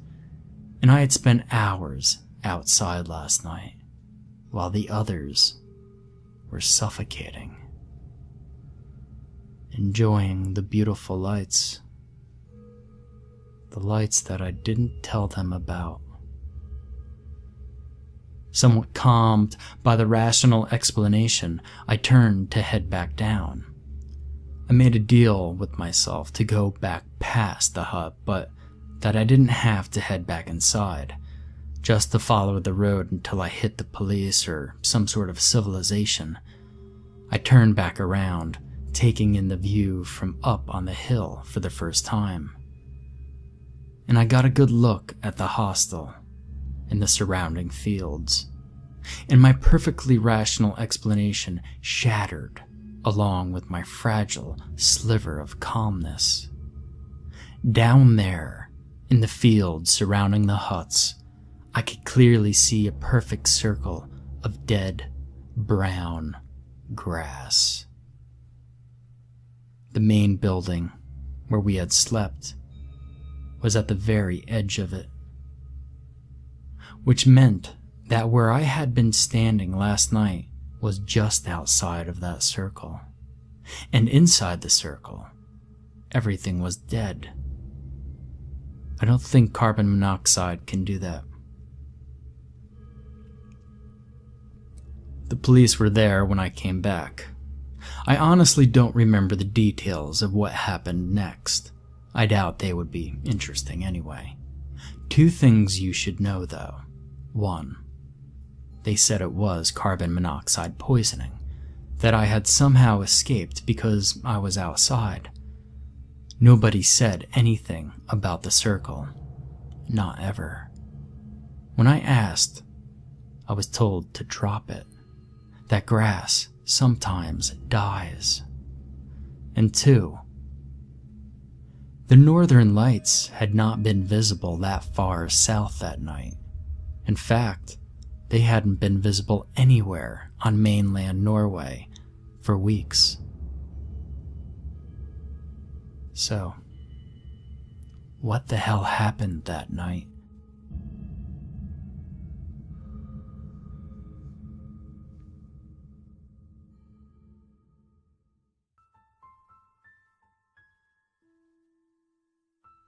My parents never fed me, you know. And that's why I look the way I do. Skinny to the point where I almost look like a walking skeleton. That's also why I ended up dead, wasting away after 7 long years of abuse. And I suppose I deserved it for not telling anyone what was going on. I wanted us to be together, Mommy, Daddy, and me. And all I wanted was for us to be a family, loving one another and living a happy, normal existence. But that was apparently too much to ask. Less than a week after I was adopted, when I was just 4 years old, the abuse started. It was fairly standard treatment at first, screaming at me, hitting me, rape, cigarette burns, all the normal situations my fellow foster kids said happened to them. It was expected, almost, as if being treated in such a way was the norm. And by the time the social worker paid our twisted little family a visit, it had been a month. and I was already trained. I knew to hold my tongue in the presence of adults, to do whatever Mommy said the minute she said it, to let Daddy have his way with me at any hour, and to let him be as rough with me as he pleased. I've always been on the quiet side, and the social worker didn't even notice the change. She left me there with my new parents, firmly believing that I had found the perfect family. It seemed odd now that she didn't notice the cuts and bruises and the stench of blood permeating the house. I behaved well when she was over. I told her nothing of the abuse, of the disgusting training I was undergoing at the hands of my new parents. Of course, I was punished anyway because I had lied to her, and the punishment for that particular offense was a rather harsh beating, which stung all the more given my rapidly deteriorating health. And in fact, it was that beating that killed me. Daddy went crazy again and took his favorite aluminum baseball bat to my ribs. It hurt a lot, but I didn't cry. Crying is a show of weakness and would only serve to make my punishments worse. So I held as still as I could as the metal cylinder crushed my ribcage into my lungs, making it impossible to breathe as the life left my body. Daddy stood above me and smirked. My blood splattered across his face and hands, dripping off the bat he still held. And Mommy just watched, arms crossed, a cigarette in her hand and a smirk on her face as I died. No remorse, no guilt, no sense of any wrongdoing at all. And the last thought to cross my mind is how strong they are. How I'd love to be like them. But they're different now. After my death, both of them were sent to prison. Mommy for 5 years and Daddy for 10. It seems their time there really did reform them. They're back together now, and they even have a new daughter. Her name is Sarah, and she is perfect. She's blonde with blue eyes and is surprisingly tall for being a 6-year-old. Just the opposite of me. Maybe that's why Mommy and Daddy love her more than they loved me. They feed her, shelter her, give her love and clothes and even a puppy. She calls it Scout.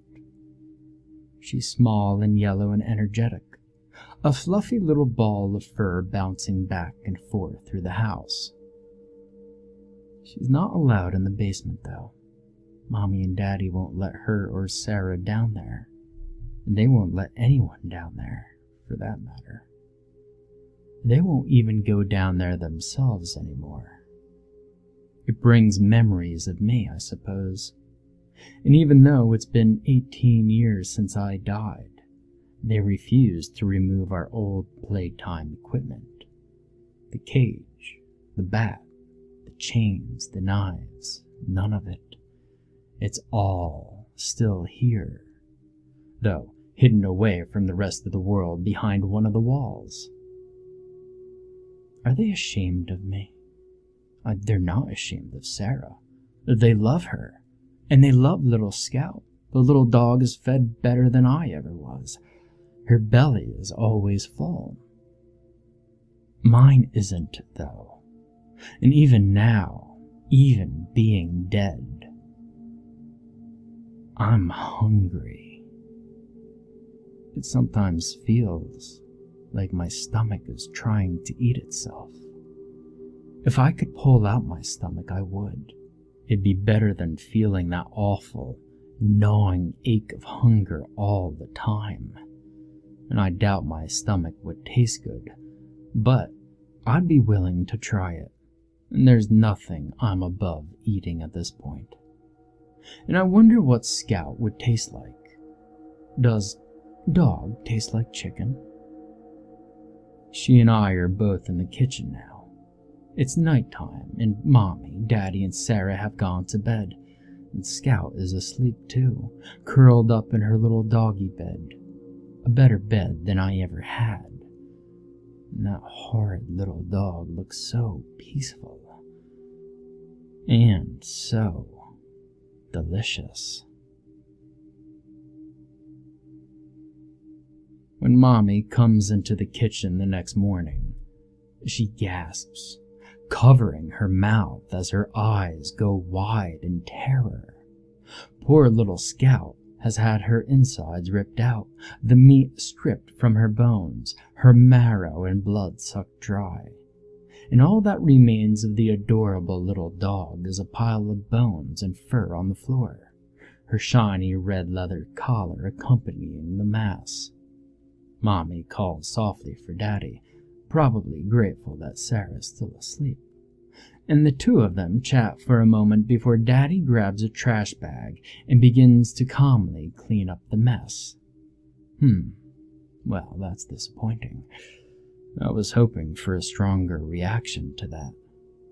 And I hate to admit it, but I'm rather hungry for Mommy and Daddy's attention, too.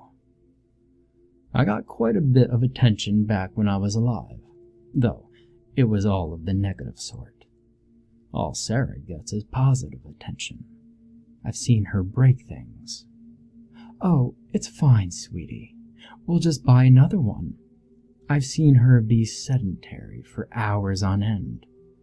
Oh, it's all right if you don't want to, darling. We'll take care of that for you. And I've seen her scream and yell at them for no reason at all. It's okay, baby. Let it all out. Let it all out. It's unfair. Why was I never treated that way? Well, I'll make them suffer for this injustice. A quick walk up the stairs and I find myself standing in Sarah's bedroom. It's pink and white and perfect, exactly the way a little girl's bedroom should be, all filled with lace and fleece and stuffed animals. And she sleeps with a little pink unicorn, which she calls Uni.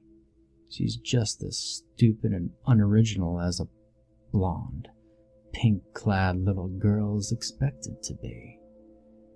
And I wonder if she'll scream as loudly as I expect her to.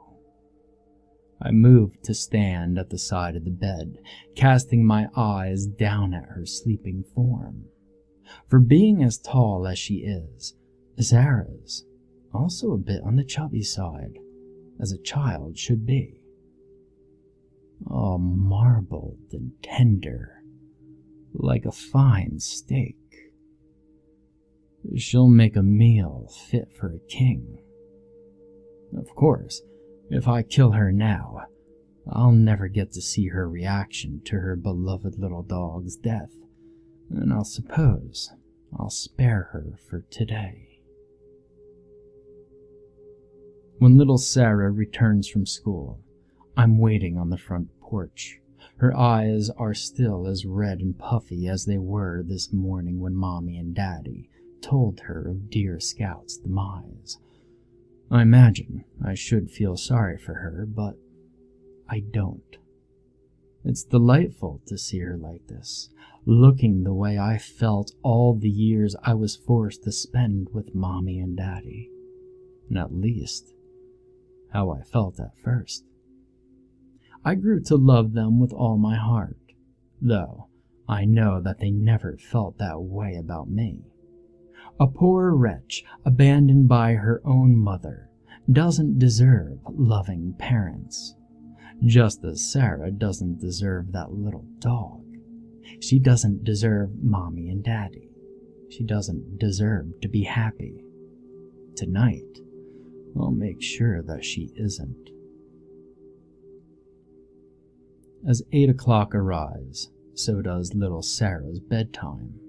She brushes her little white teeth and heads up to the stairs to her perfect pink and white bedroom, curling up with Uni on the bed. Mommy and Daddy give her hugs and kisses and words of love as she's tucked into her fluffy, pillow-laden bed. When they finally shut off the light and return downstairs, I'm ready. but that readiness dissolves away when Sarah speaks into the darkness. "Hello?" "Oh, can she see me?" "No, that can't be." But she could feel my presence. Most children can. I carefully trade my spot near the window to the edge of her bed, and I could see her breath leave her mouth in short, frightened gasps, forming little puffs of fog in the suddenly cold room. She's afraid of me. All the better. The adrenaline should act as a nice enhancer for her natural flavor, and I imagine her to taste a bit on the sweet side, given all the sugar she eats, the frosted cereal and the chocolate milk and the candy. And seconds tick by in silence before I lower myself onto the foot of the bed, the springs squeak a bit under my weight, the bed depressing slightly. And then Sarah screams. Footsteps thunder up the stairs, and in less than a half a minute, Mommy and Daddy are here, Molly coddling their precious little girl. This is but a minor setback.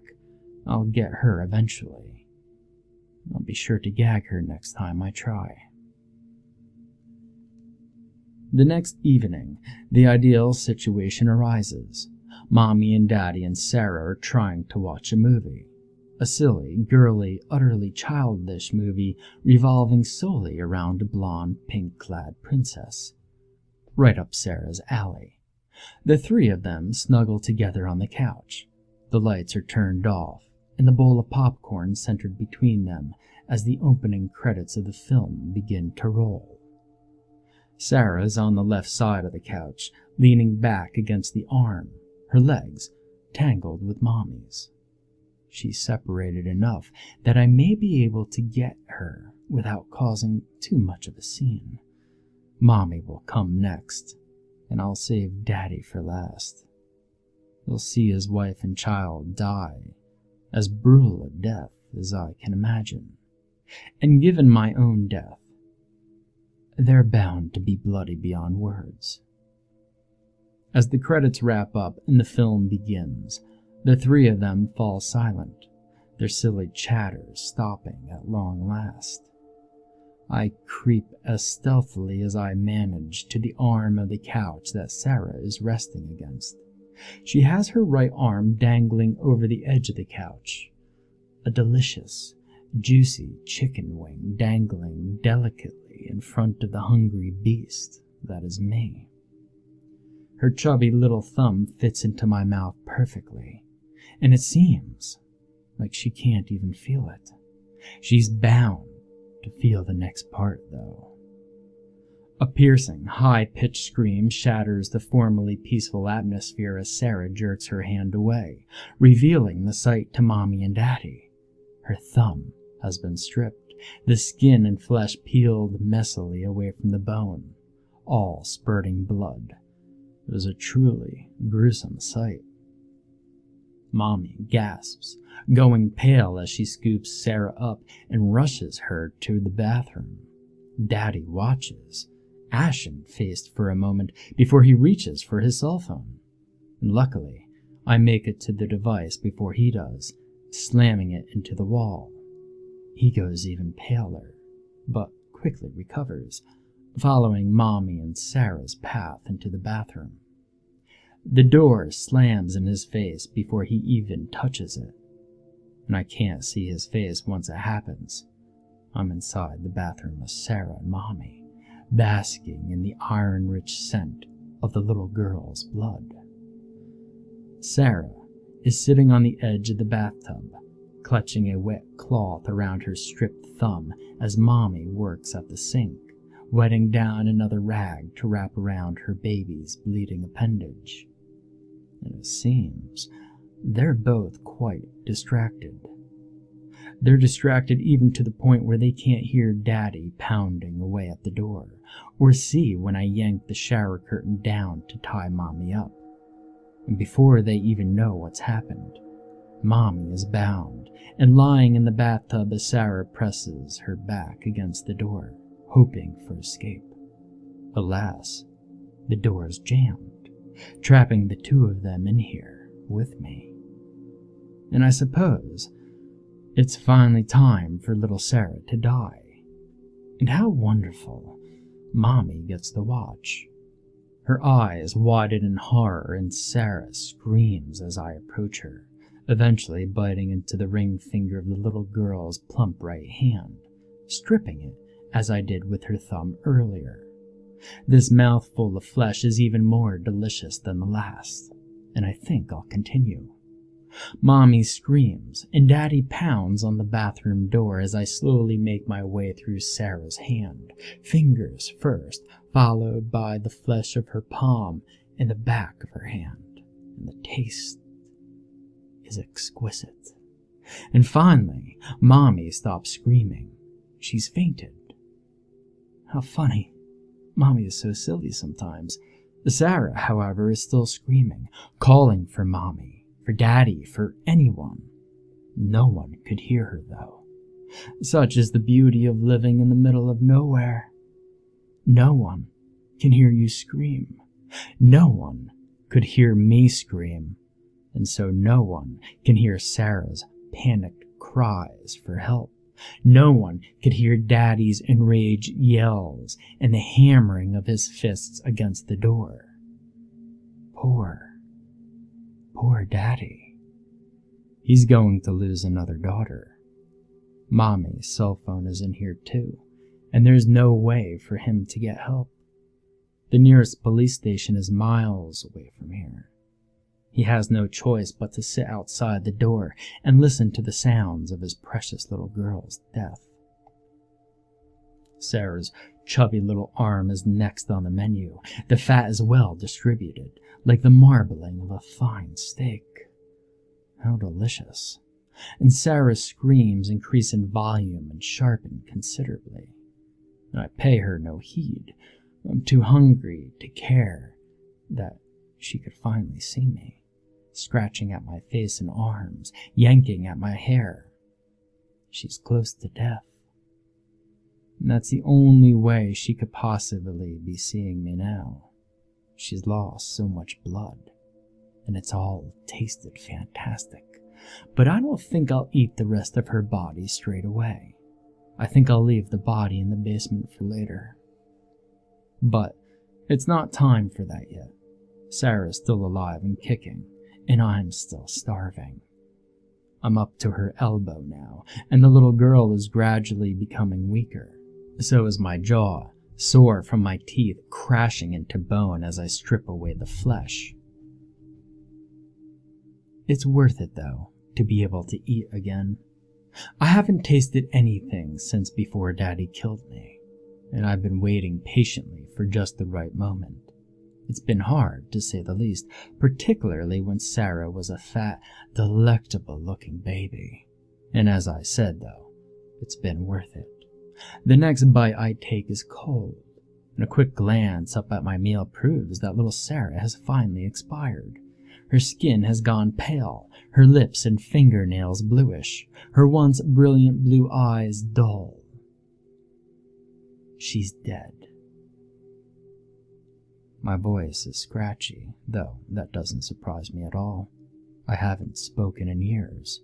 There was no one who could hear me, so there'd be no point whatsoever in speaking. But Mommy can hear me now. She's finally awake, staring down at the little girl's body with wide, horrified, grief-stricken eyes. She's scared to death, and that alone is enough to reveal my presence to her. And it's her turn now.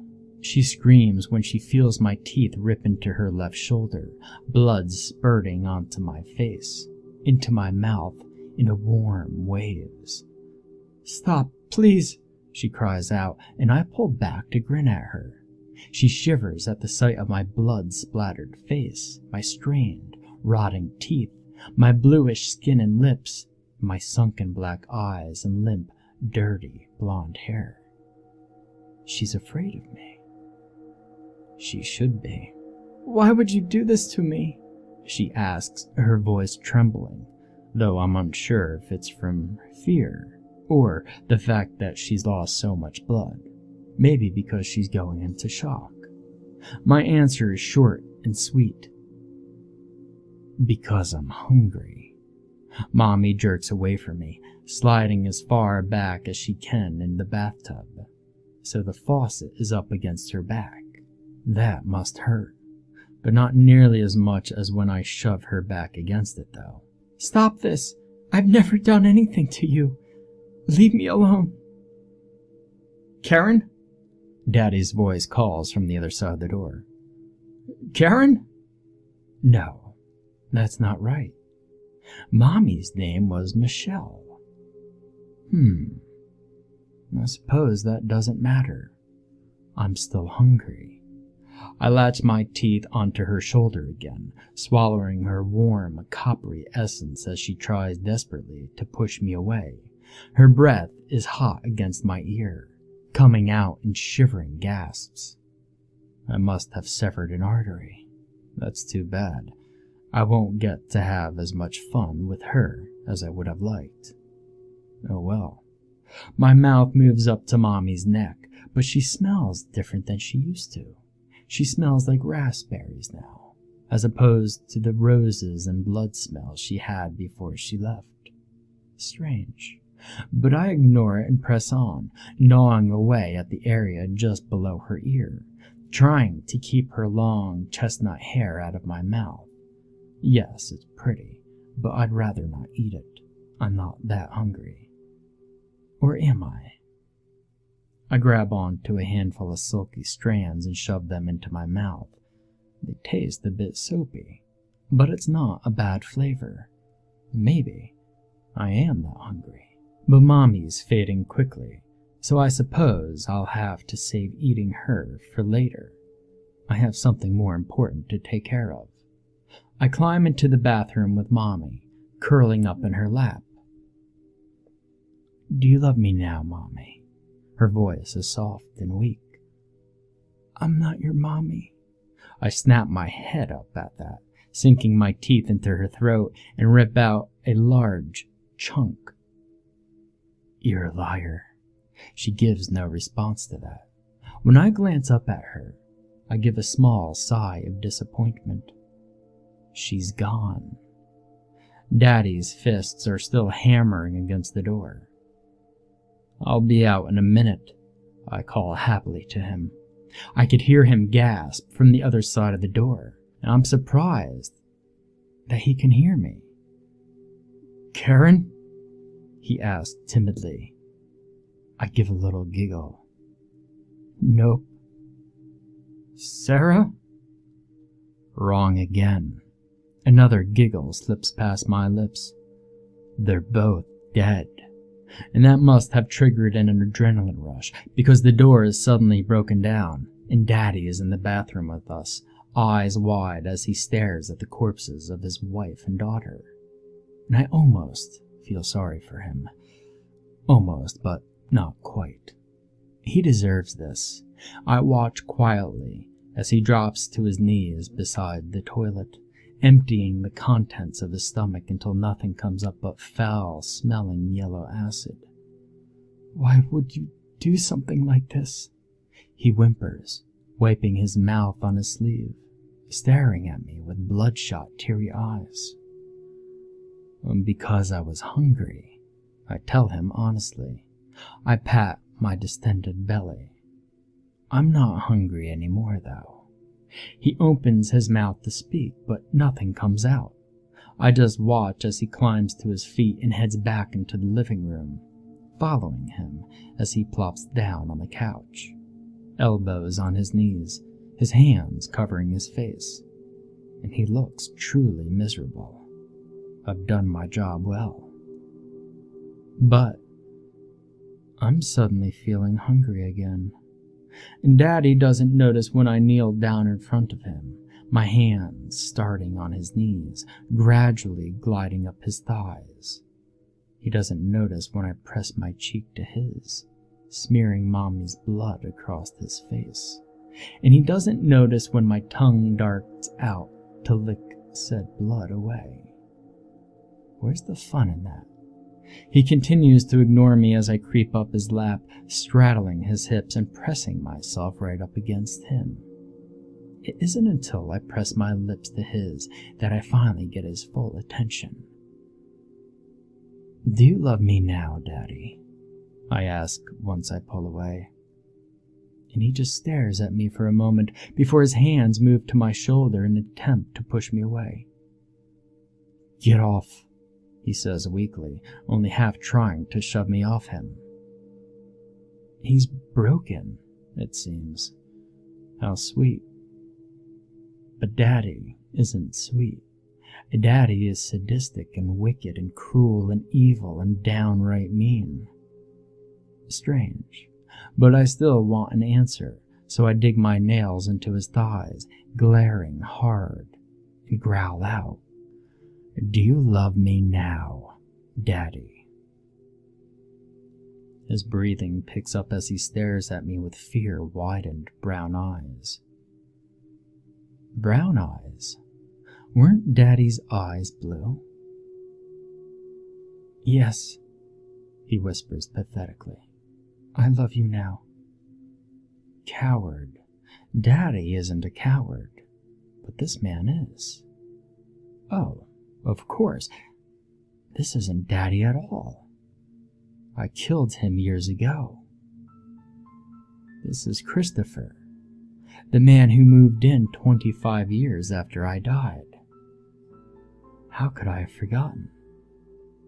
And it's the third time, too. I forgot about Joshua and Robbie and their sweet little families. Nevertheless, I'm still hungry. I grasp the back of Christopher's head, pulling him into a kiss, biting down on his lower lip to gain full access to his mouth. One harsh bite and a pained scream later. I find that his tongue tastes utterly delicious. "Don't lie to me," I whispered into his ear, though I doubt he can hear it over the sound of his own pained groans. "You're not my daddy, and you don't love me." His eyes are huge as he stares up at me, blood dripping down his front. He looks absolutely delectable. So I decide to finish my meal, despite all the screaming. He tastes as good as he looked. The house looks good too, save for the bloodstains everywhere. And that's okay. I'm sure someone will come and clean up after the mess and sell the house to another family, to another meal. I'm hungry already.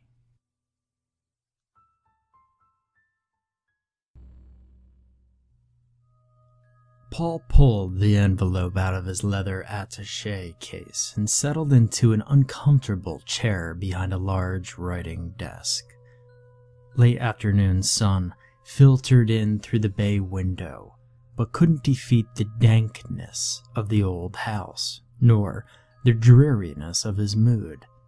Luckily, he had had the mind to pack a few battery-powered lanterns, and one of them now provided enough illumination to examine his mother's ornate handwriting on the back of the envelope. "For Paul," it read. He traced the letters with his fingers, each one written with care and love. Pensively, he squeezed the bridge of his nose and released an exhausted breath. He had admittedly taken the loss of his mother very hard, as she was a kind, bright, thoughtful woman, taken way before her time.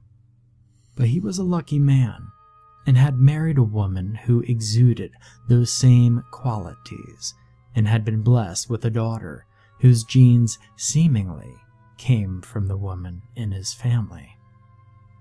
He had received the envelope several weeks before, at the allocation of Mother's will. Its content undoubtedly was a letter, most likely full of sage advice and love. He had agonized over opening it, though, as he was unable to come to terms with reading his mother's final words. But his wife, Lauren, had finally convinced him that they might provide comfort rather than sadness. With final resolve, he retrieved a dusty letter opener from the desk and began to read the handwritten letter. To my dearest Paul, there are not enough words in the dictionary to express my love for you, Lauren, and your sweet baby Emily. I only hope that I have shown you that love over your 25 years of life. My health may be fading, but know that I will always be with you, and that I'm sorry for what I'm about to reveal to you. I fear, though, that there isn't enough forgiveness on God's green earth for what I've done. If you're reading this, that means that my final will and testament have been executed, and you are probably surprised to find that you are now the owner of a small farmhouse in Creekside, Pennsylvania. It is the house that I grew up in. Heed my words, Paul. Do not go to that house. Put the deed in the back of your safe and claim it as an asset, but otherwise forget that it exists. You may be curious to see the childhood home of your mother, but please do not go to that house. I'm going to tell you why, Paul. And you may not have the same respect for me afterwards, but it is imperative that you understand the gravity of the situation. My parents and I moved from that house when I was around 15 to live with Aunt June. However, when I was a few years younger than you are now, fresh out of college, I was offered a teaching position at a school a few towns over from that childhood home. You know, my parents both passed away shortly after we had moved to California, and now I'm telling you that they too had left me that house in their will. But they never provided me with the knowledge I'm about to bestow upon you, my poor, sweet Paul. Out of convenience, I moved into the house several weeks before summer ended. The town hadn't changed much. It was still secluded, surrounded by forest, and its residents were still fairly strange and private. They did remember who I was, though, and they definitely remembered the accident that caused my family to leave. One day, as I was buying some groceries, the woman behind the counter recognized me and told me that I shouldn't have come back, and strongly suggested that I should turn around and leave right then and there. She grabbed me by the hand forcefully to express her urgency. There was a scar on her arm, just like the one I bear. The one I told you I got from falling off my bike as a little girl. I was admittedly a little freaked out, but not enough to take her advice. That whole town is a little kooky, and at the time I thought I was being shunned for what happened when I was a teenager. But there was a fearfulness in her tone that has sat with me all these years.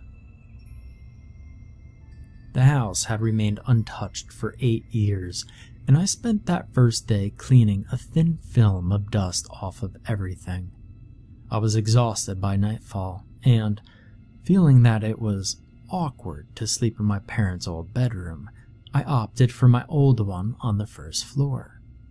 Because my room was small, my bed was flush against the wall, partially covering the only window in its length. A dresser and vanity were against the parallel wall. I remember collapsing into that bed that night, my body aching from moving boxes and cleaning.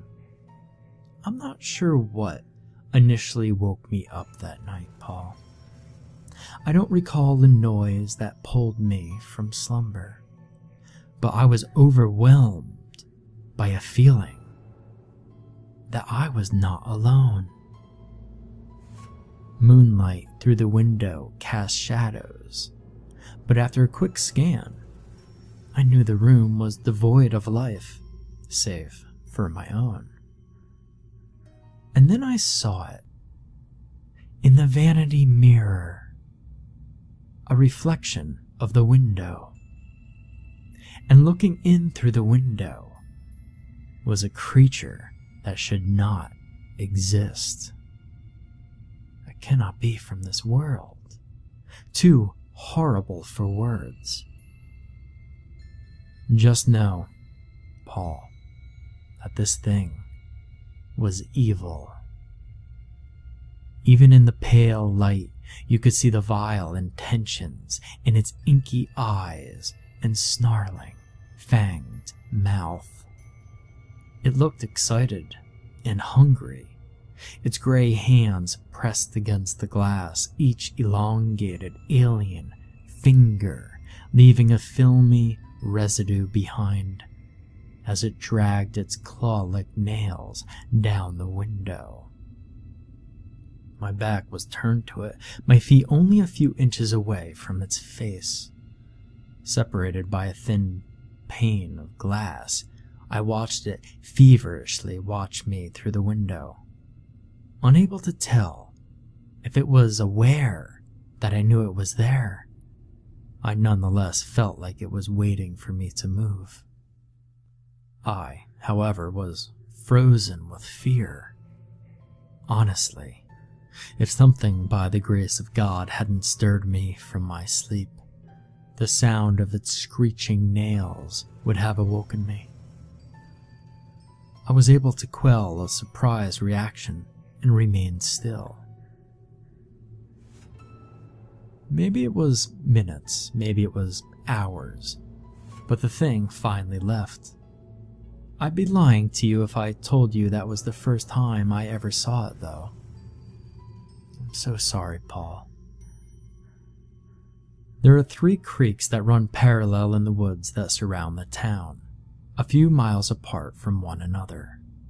Of all the rules given to us children of Creekside, the most important one was that we were not allowed to pass the second creek, and we were strongly urged not to venture too far past the first one. My parents told me they were old foundations and wells that made it dangerous for us kids to play there, and that several children had gone missing in the woods. But it was apparent that the adults of town never crossed the second creek either.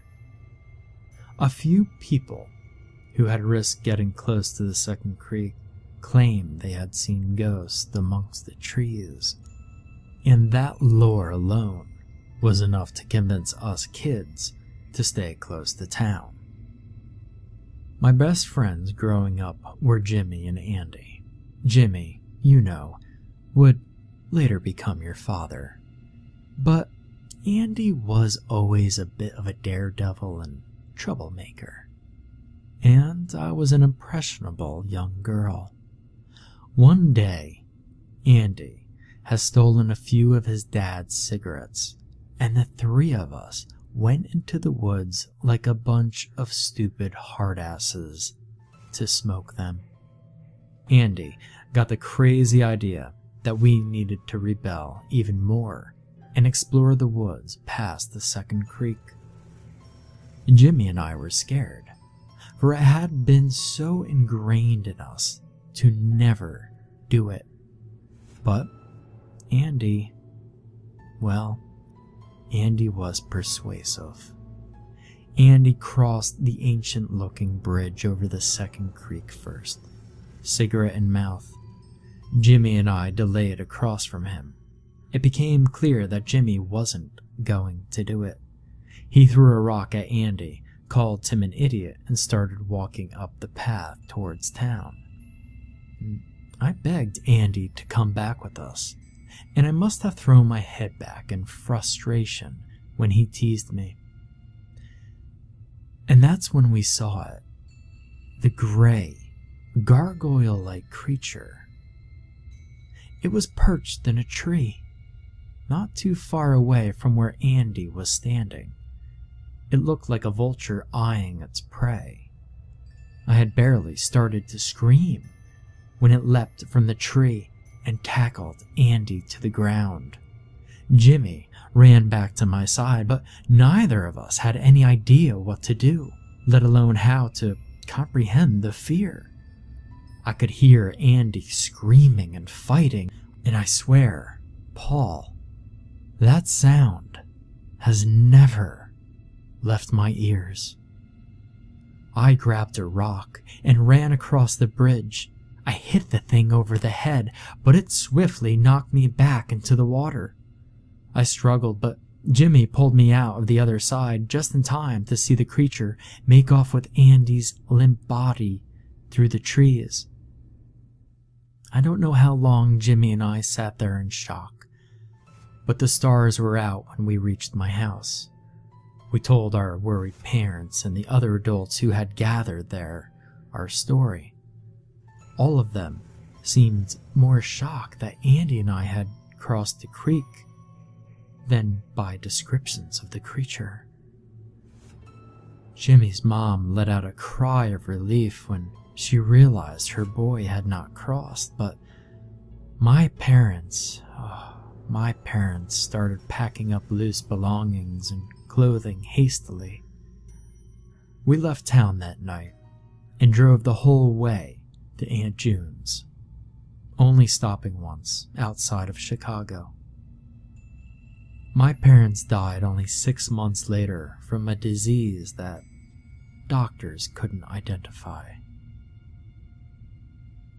I was young, and I didn't understand. Everything was a blur, and I couldn't discern one emotion and memory from another. At some point, I started believing that Andy had fallen in the creek and hit his head on a rock, and that my parents' passing was an awful coincidence. It was easier to cope that way. And then I saw that hideous face in the window, like it had claimed me nearly a decade before and had been waiting for me ever since. I was relieved when it left, but fearful, for I did not know where it had gone. I remained frozen for the rest of the night. Early the next morning, a knock came from the front door. I hesitated, gripped again by fear. But it was Jimmy. A nostalgic reunion was halted by his urgency to discuss something with me. I knew what it was before he even sat at the kitchen table. I wasn't prepared for what he was about to tell me, though. Paul, I'll spare you the details, and tell you only what you need to know. This thing that lives in the woods has been there for a really long time. Jimmy says, far before the original settlement of Creekside. Nobody knows exactly where it came from or much else about it, only that it was responsible for the vicious deaths of many of the town's children. It likes young blood, Jimmy told me. Nobody could figure out a way to kill it either. But the thing was conniving and sentient, and realized that if the people left, its food would too. On the other hand, the townspeople feared that wherever they went, the creature would follow. So a deal had been made in blood. Anything that moved between the oval the second and third creek created belonged to the creature, and in turn, the creature would never harm anything that didn't cross that boundary.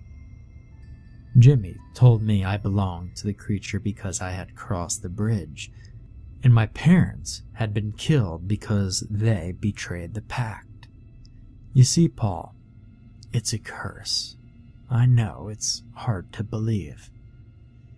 It didn't take me long to make the decision to leave Creekside again. Jimmy didn't know definitively what geography bound the creature, but had done enough research to estimate that it only traveled within the confines of Creekside and nearby townships. He had also discovered similar tales of creatures around the world. These things are all over the place, and I'm sorry, Paul. No, this is not important now. Check the files within your father's study. They'll tell you more than you need to know. Don't delve too deep, though. It was his obsession with it that cost him his life, not the car accident I lied to you about. And I'm so sorry. Jimmy helped me throw a few boxes into my car and promised to meet me again soon. I turned around the last time to share a moment of silent solitude with him before I got in my car. As I turned back, I could see terror transform his face. He called my name, but I didn't have appropriate time to react. The creature bounded from the woods and leapt to the roof of my car. It crouched, dropping its face to be even with mine. Sneering, its rancid breath smelled of dried blood. My knees weakened and buckled as Jimmy swooped in to tackle the thing off my roof. Jimmy fought with all of his might, but wasn't a match and ended up crumpled a few feet away from me. In hysterics, I tried to flee, but quickly found I had nowhere to run. The thing caught me promptly and dragged me into the woods with little effort. Jimmy composed himself enough to start running after us, screaming for me to make a deal. I lost consciousness before I could make sense of what Jimmy was telling me, a fleeting memory of Andy whispering in my mind. Paul, please remember how much I love you as you struggle to manage the final parts of my story. A small fire blinded me as I awoke on cold, damp ground, surrounded by trinkets of times gone by. An old wind-up children's toy, a few dog collars, Andy's engraved lighter. Bones were littered everywhere. The creature sat squat across from me, watching me zealously. It was muttering anxiously and rocking on its wolfish feet. I was surprised, as ancient as Jimmy told me this thing was, to find that it spoke English. Spoiled, it said gravely. You spoiled. I remember its cold eyes following me as I nervously brought myself to a sitting position. I knew it was you. Too old now. Spoiled. I seemed to be in a cavern of some sort with two tunnels that faded to blackness, neither discernible as the exit. I haven't forgotten its words, nor the look in its eyes when it stopped rocking. You can't leave. You are mine. You belong to me. You crossed the water, but you are too old to eat. You spoiled. Realizing the thing was contemplating over whether to kill me or not, Jimmy's screams strained through my head, and I understand that he had meant for me to make a deal with the creature for my life.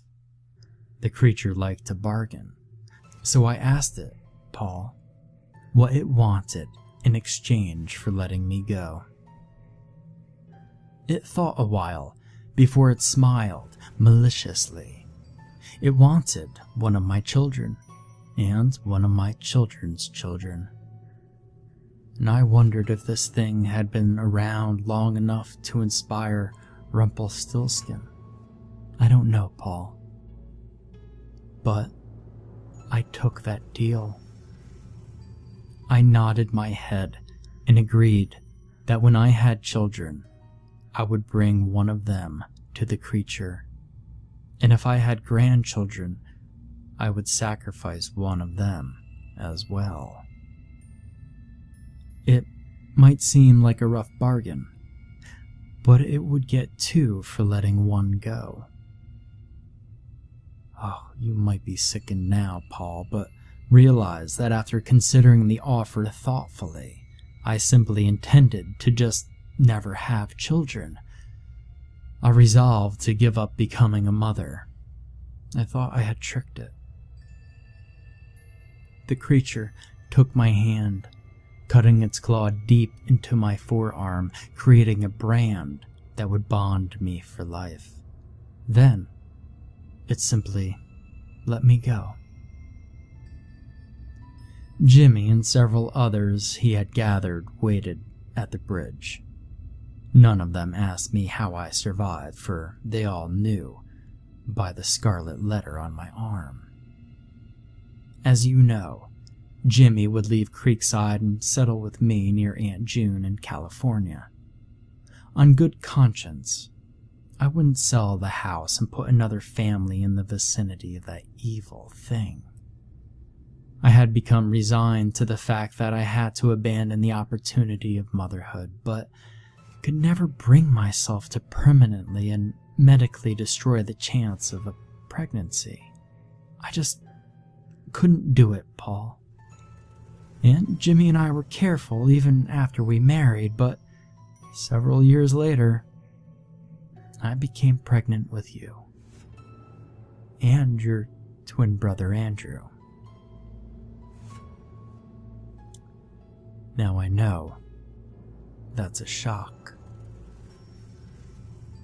I'm not proud of what I did, Paul, and I regret never telling you about your brother.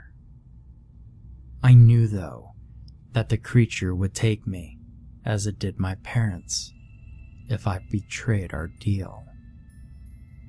The scar on my arm burned long before I gave birth to you.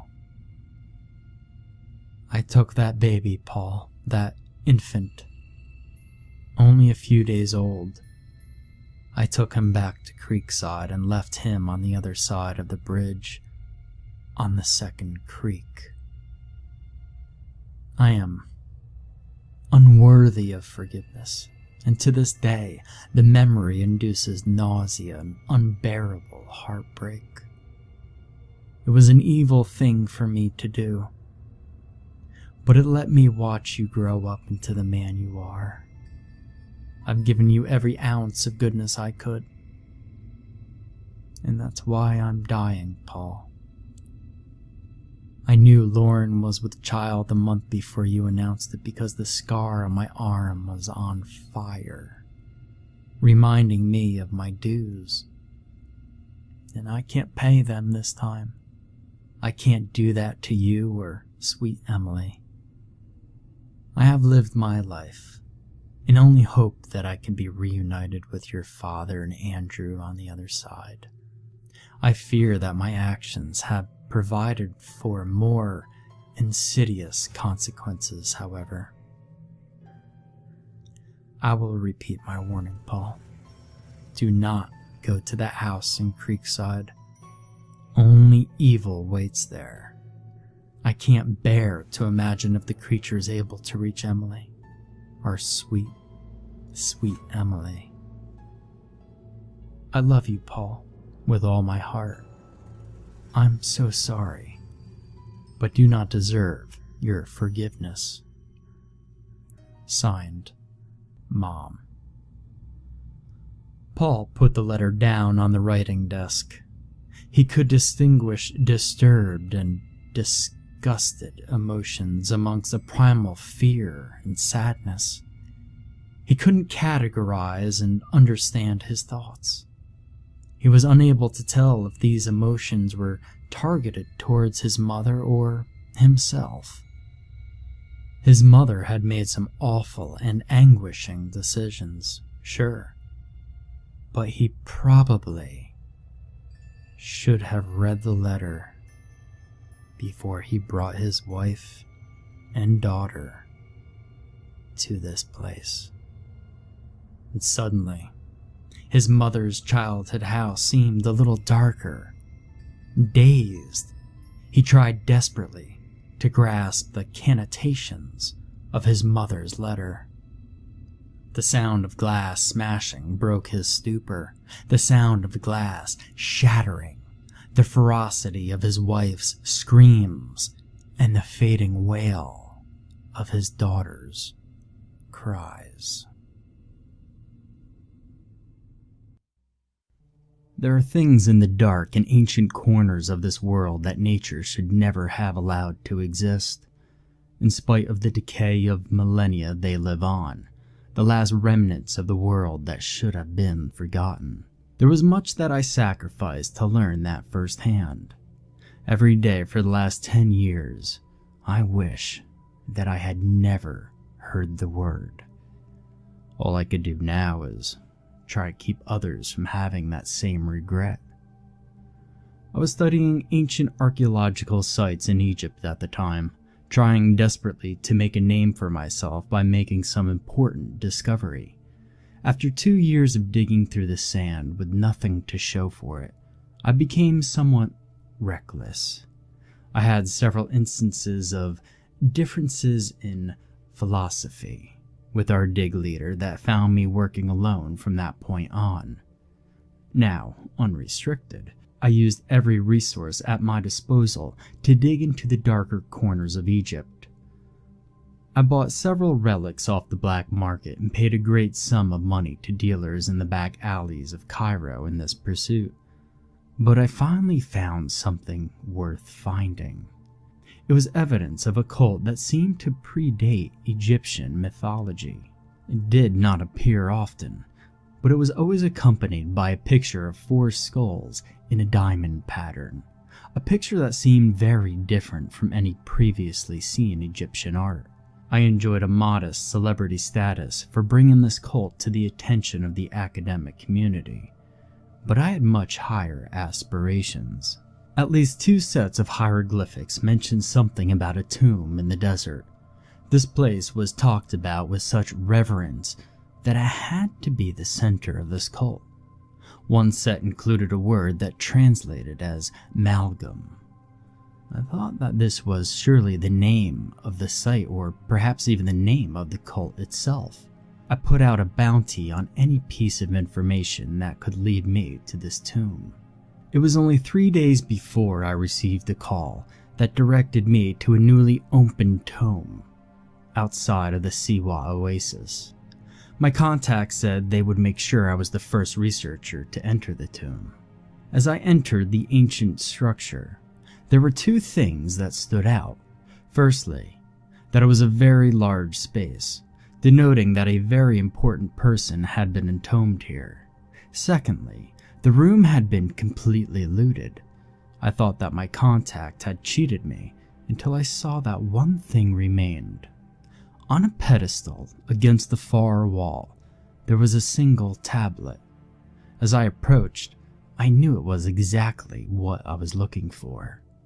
In bold relief at the very top of the tablet was the emblem of the 4 skulls. Below it was the word Malgam. Whatever looters had ransacked the tomb had not thought it was valuable enough to take.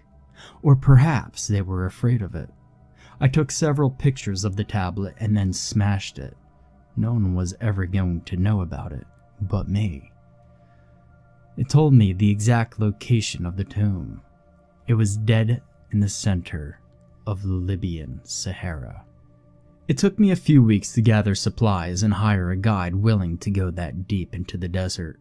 The journey went more smoothly than I had any right to anticipate. A day away from the tomb's location, we met a Bedouin caravan. Taking a chance, I asked them about ancient myths.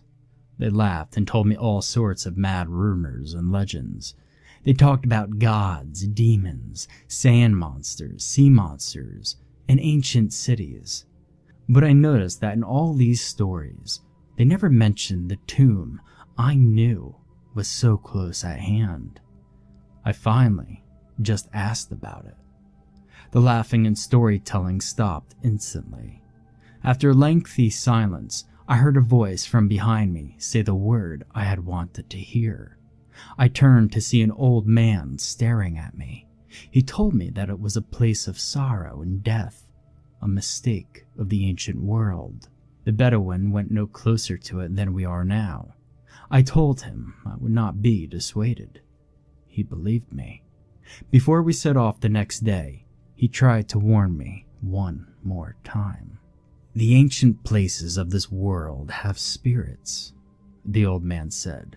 Some are benevolent, others are not.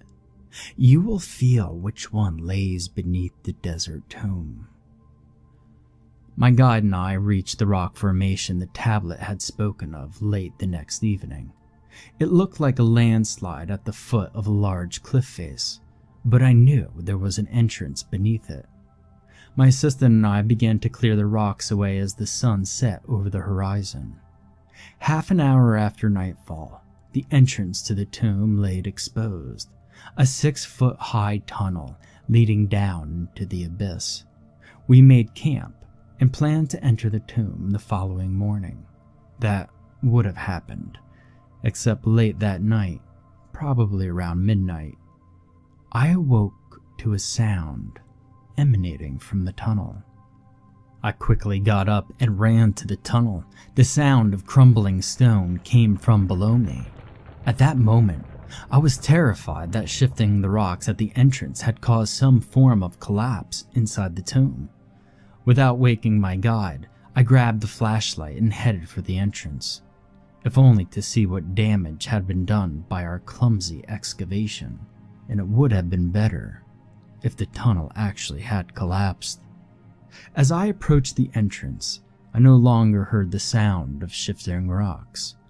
Every moment seemed like an hour as I sat and waited for what might as well be my dreams crumbling. I don't know how long I stood there, but I finally decided it must have been a single rock or perhaps my imagination. As I turned to head back to camp, I heard another sound, more subtle than the first. It was the sound of the wind. I almost ignored it, but then I realized that the wind was at my back. It was coming from the tunnel. I spun around and shined my light into the entrance. I walked very slowly back towards it until I was absolutely sure about the wind's source. I remember wondering whether I should wait until morning or if I should just wake my assistant. None of those thoughts won out. I could almost hear the wind from the tomb whispering to me, calling me to find it. I could not bear to decline that invitation. The passageway descended at a gentle slope into the earth. The ground was littered with rocks and debris, forcing me to move slowly. I'd been moving down the tunnel for about 10 minutes when the ceiling abruptly rose above me, opening into a large chamber. I shone my light above me, trying to determine the size of the chamber. The ceiling rose at least 30 feet into the rock above. As I looked up, my foot struck something on the ground in front of me that felt like metal. I moved the light down and saw a ruined chandelier at my feet. It appeared to be wrought iron, made to look like a mass of conjoined bones. A number of skulls along the circumference had cavities for burning substances. I could still smell a trace of whatever rank oil had once burned in them. Carefully stepping around the ancient fixture, my gaze came to a rest on the wall opposite the entrance. A plainly carved doorway opened into the next room. On all sides of the door was writing etched into the stone. Although it was not aesthetically impressive, I was awestruck by what it implied. The carving said what I assumed was the same phrase in varied languages and scripts.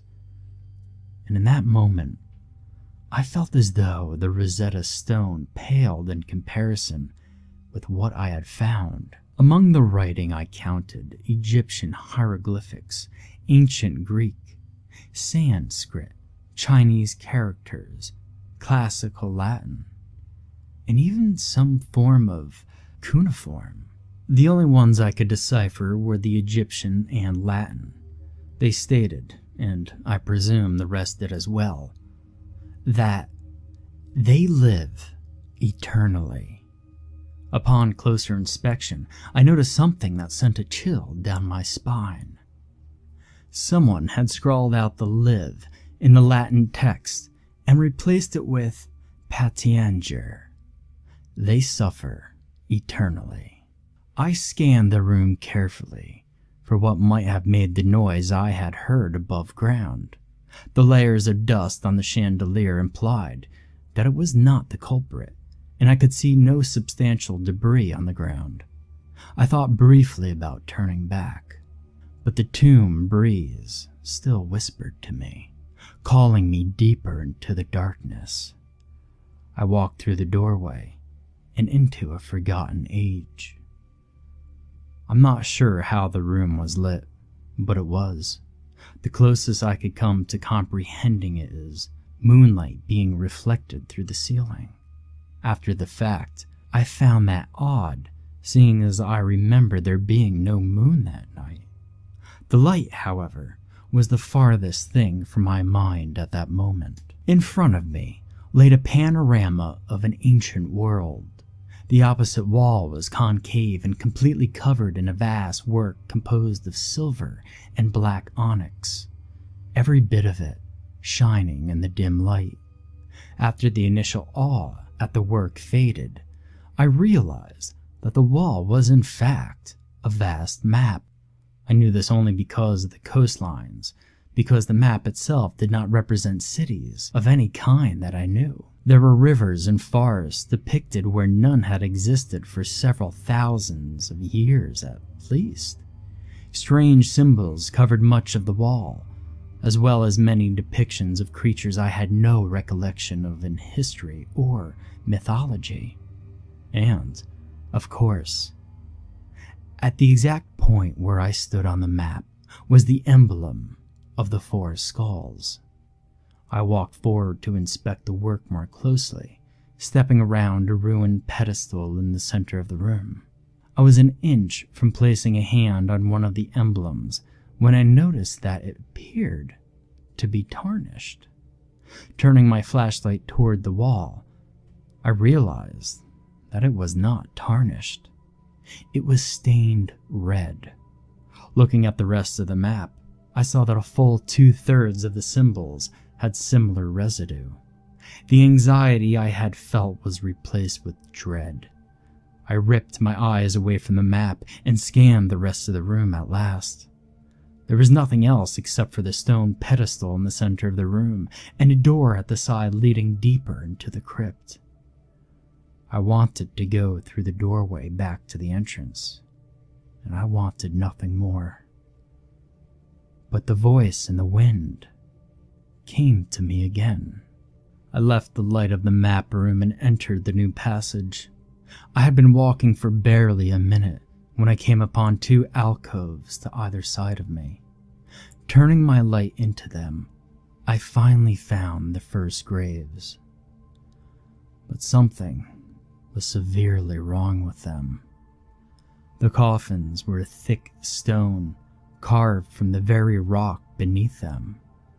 At one point, heavy stone lids had laid on top of the graves.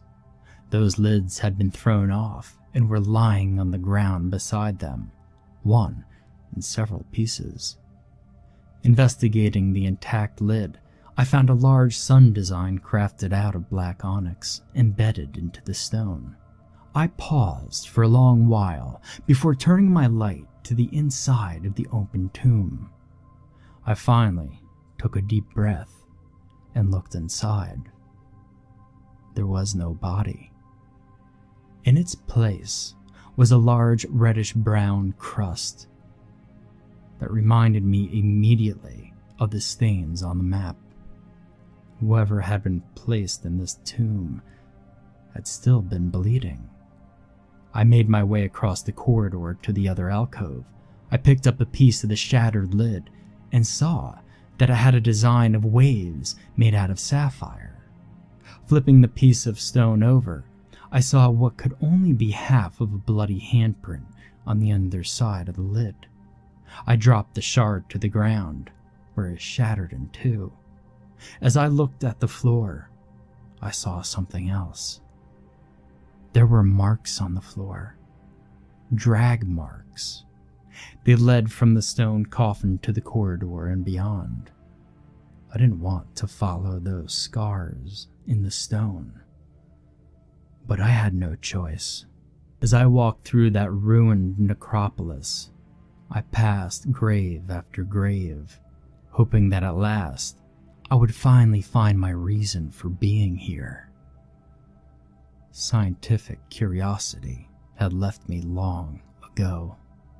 Academic and financial reward had no meaning to me anymore.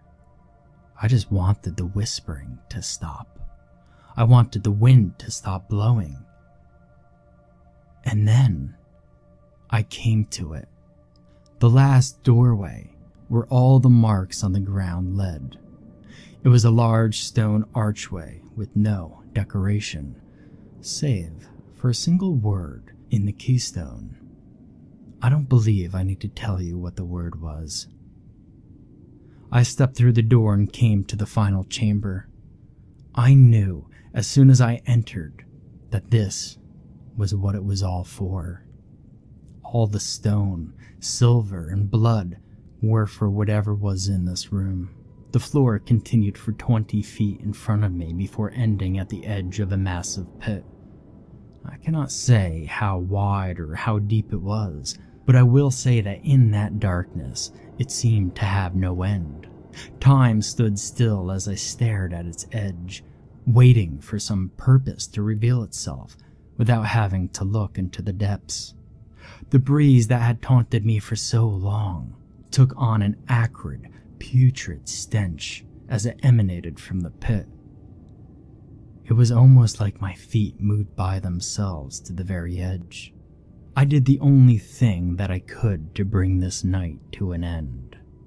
I raised my light and directed it into the abyss. I saw 4 skulls in the dim light, 4 normal human skulls facing up out of the darkness. I almost breathed a sigh of relief. Then the wind stopped blowing.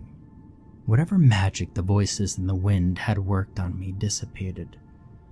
I was a moment away from turning and running when the skulls began to move. More skulls came into view beside the 4. As they shifted in the darkness, the light revealed more than I could count. I swung the light away from the pit, but as the light moved, the eyes began to glow with their own. I gazed down at dozens of sockets glaring at me with a dull blue light. I felt the entire tomb shake. A cacophony of clattering bone came from the abyss as I stumbled backwards, my legs no longer seeming to function. As the rattling bones became louder, a colossal hand reached up and clung to the edge of the pit. Its fingers were arm bones bending at more joints than I wanted to count. There were 8 digits, each ending with a skeletal human hand grasping sightlessly at the rock beneath its tip. As I watched in horror, another hand gripped the edge. The rattling was deafening as the creature pulled itself out of its lair. Before the mass of watching skulls could break the surface, another arm, stretching impossibly long, reaching out of the pit towards me, impacting only feet away. I fell to the ground in shock, landing a foot from the mass of skeletal hands. The arm behind it was a ramshackle nightmare of femurs and spines, with ribs jutting like spikes. I climbed to my feet and ran before I had to see the eyes once more. The graves flashed by me as I ran. Now, I knew exactly where the bodies had gone. I knew what they had been fed to. This was no tomb. This was no holy place. This was a pit of sacrifice for madmen worshipping a monstrosity.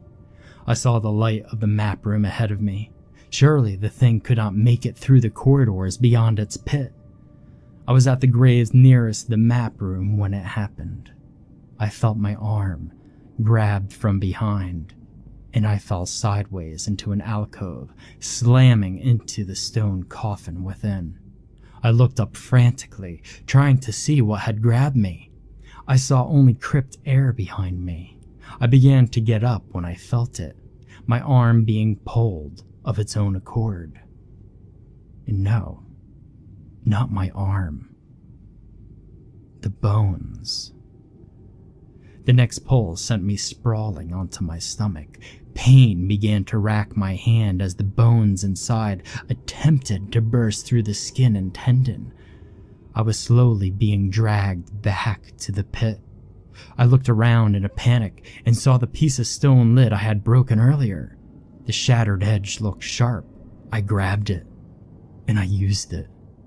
It took 6 strikes, but I was freed of its grasp. I turned and ran. I ran through the map room, through the room that promised they would live eternally, and, finally, through the tunnel that led to the surface. My guide awoke 10 minutes before sunrise to the sound of me screaming and trying to roll rocks back into place to the tomb with one hand and a bloody stump. I don't remember much of the next week, but thanks to my guide and the Bedouins we had met the day before, I made it back to civilization in time for treatment. I asked my guide how he managed to find them, and he answered me that he did not. The old man that had warned me away from the tomb before had convinced them to follow us in case we required aid. He was miles away when I finally regained my senses, and I never had the chance to thank him. I paid dearly to learn a lesson that day. To learn that there are indeed spirits in ancient places, and that they are best left alone. That lesson cost me my hand. Although, I cannot truly say that I lost it. I know exactly where it is. I still feel it. I feel the decay in the air, the wind of the crypt, and the rattle of countless bones. My hand will live eternally. It will suffer eternally, attached to the arm of the Malgam.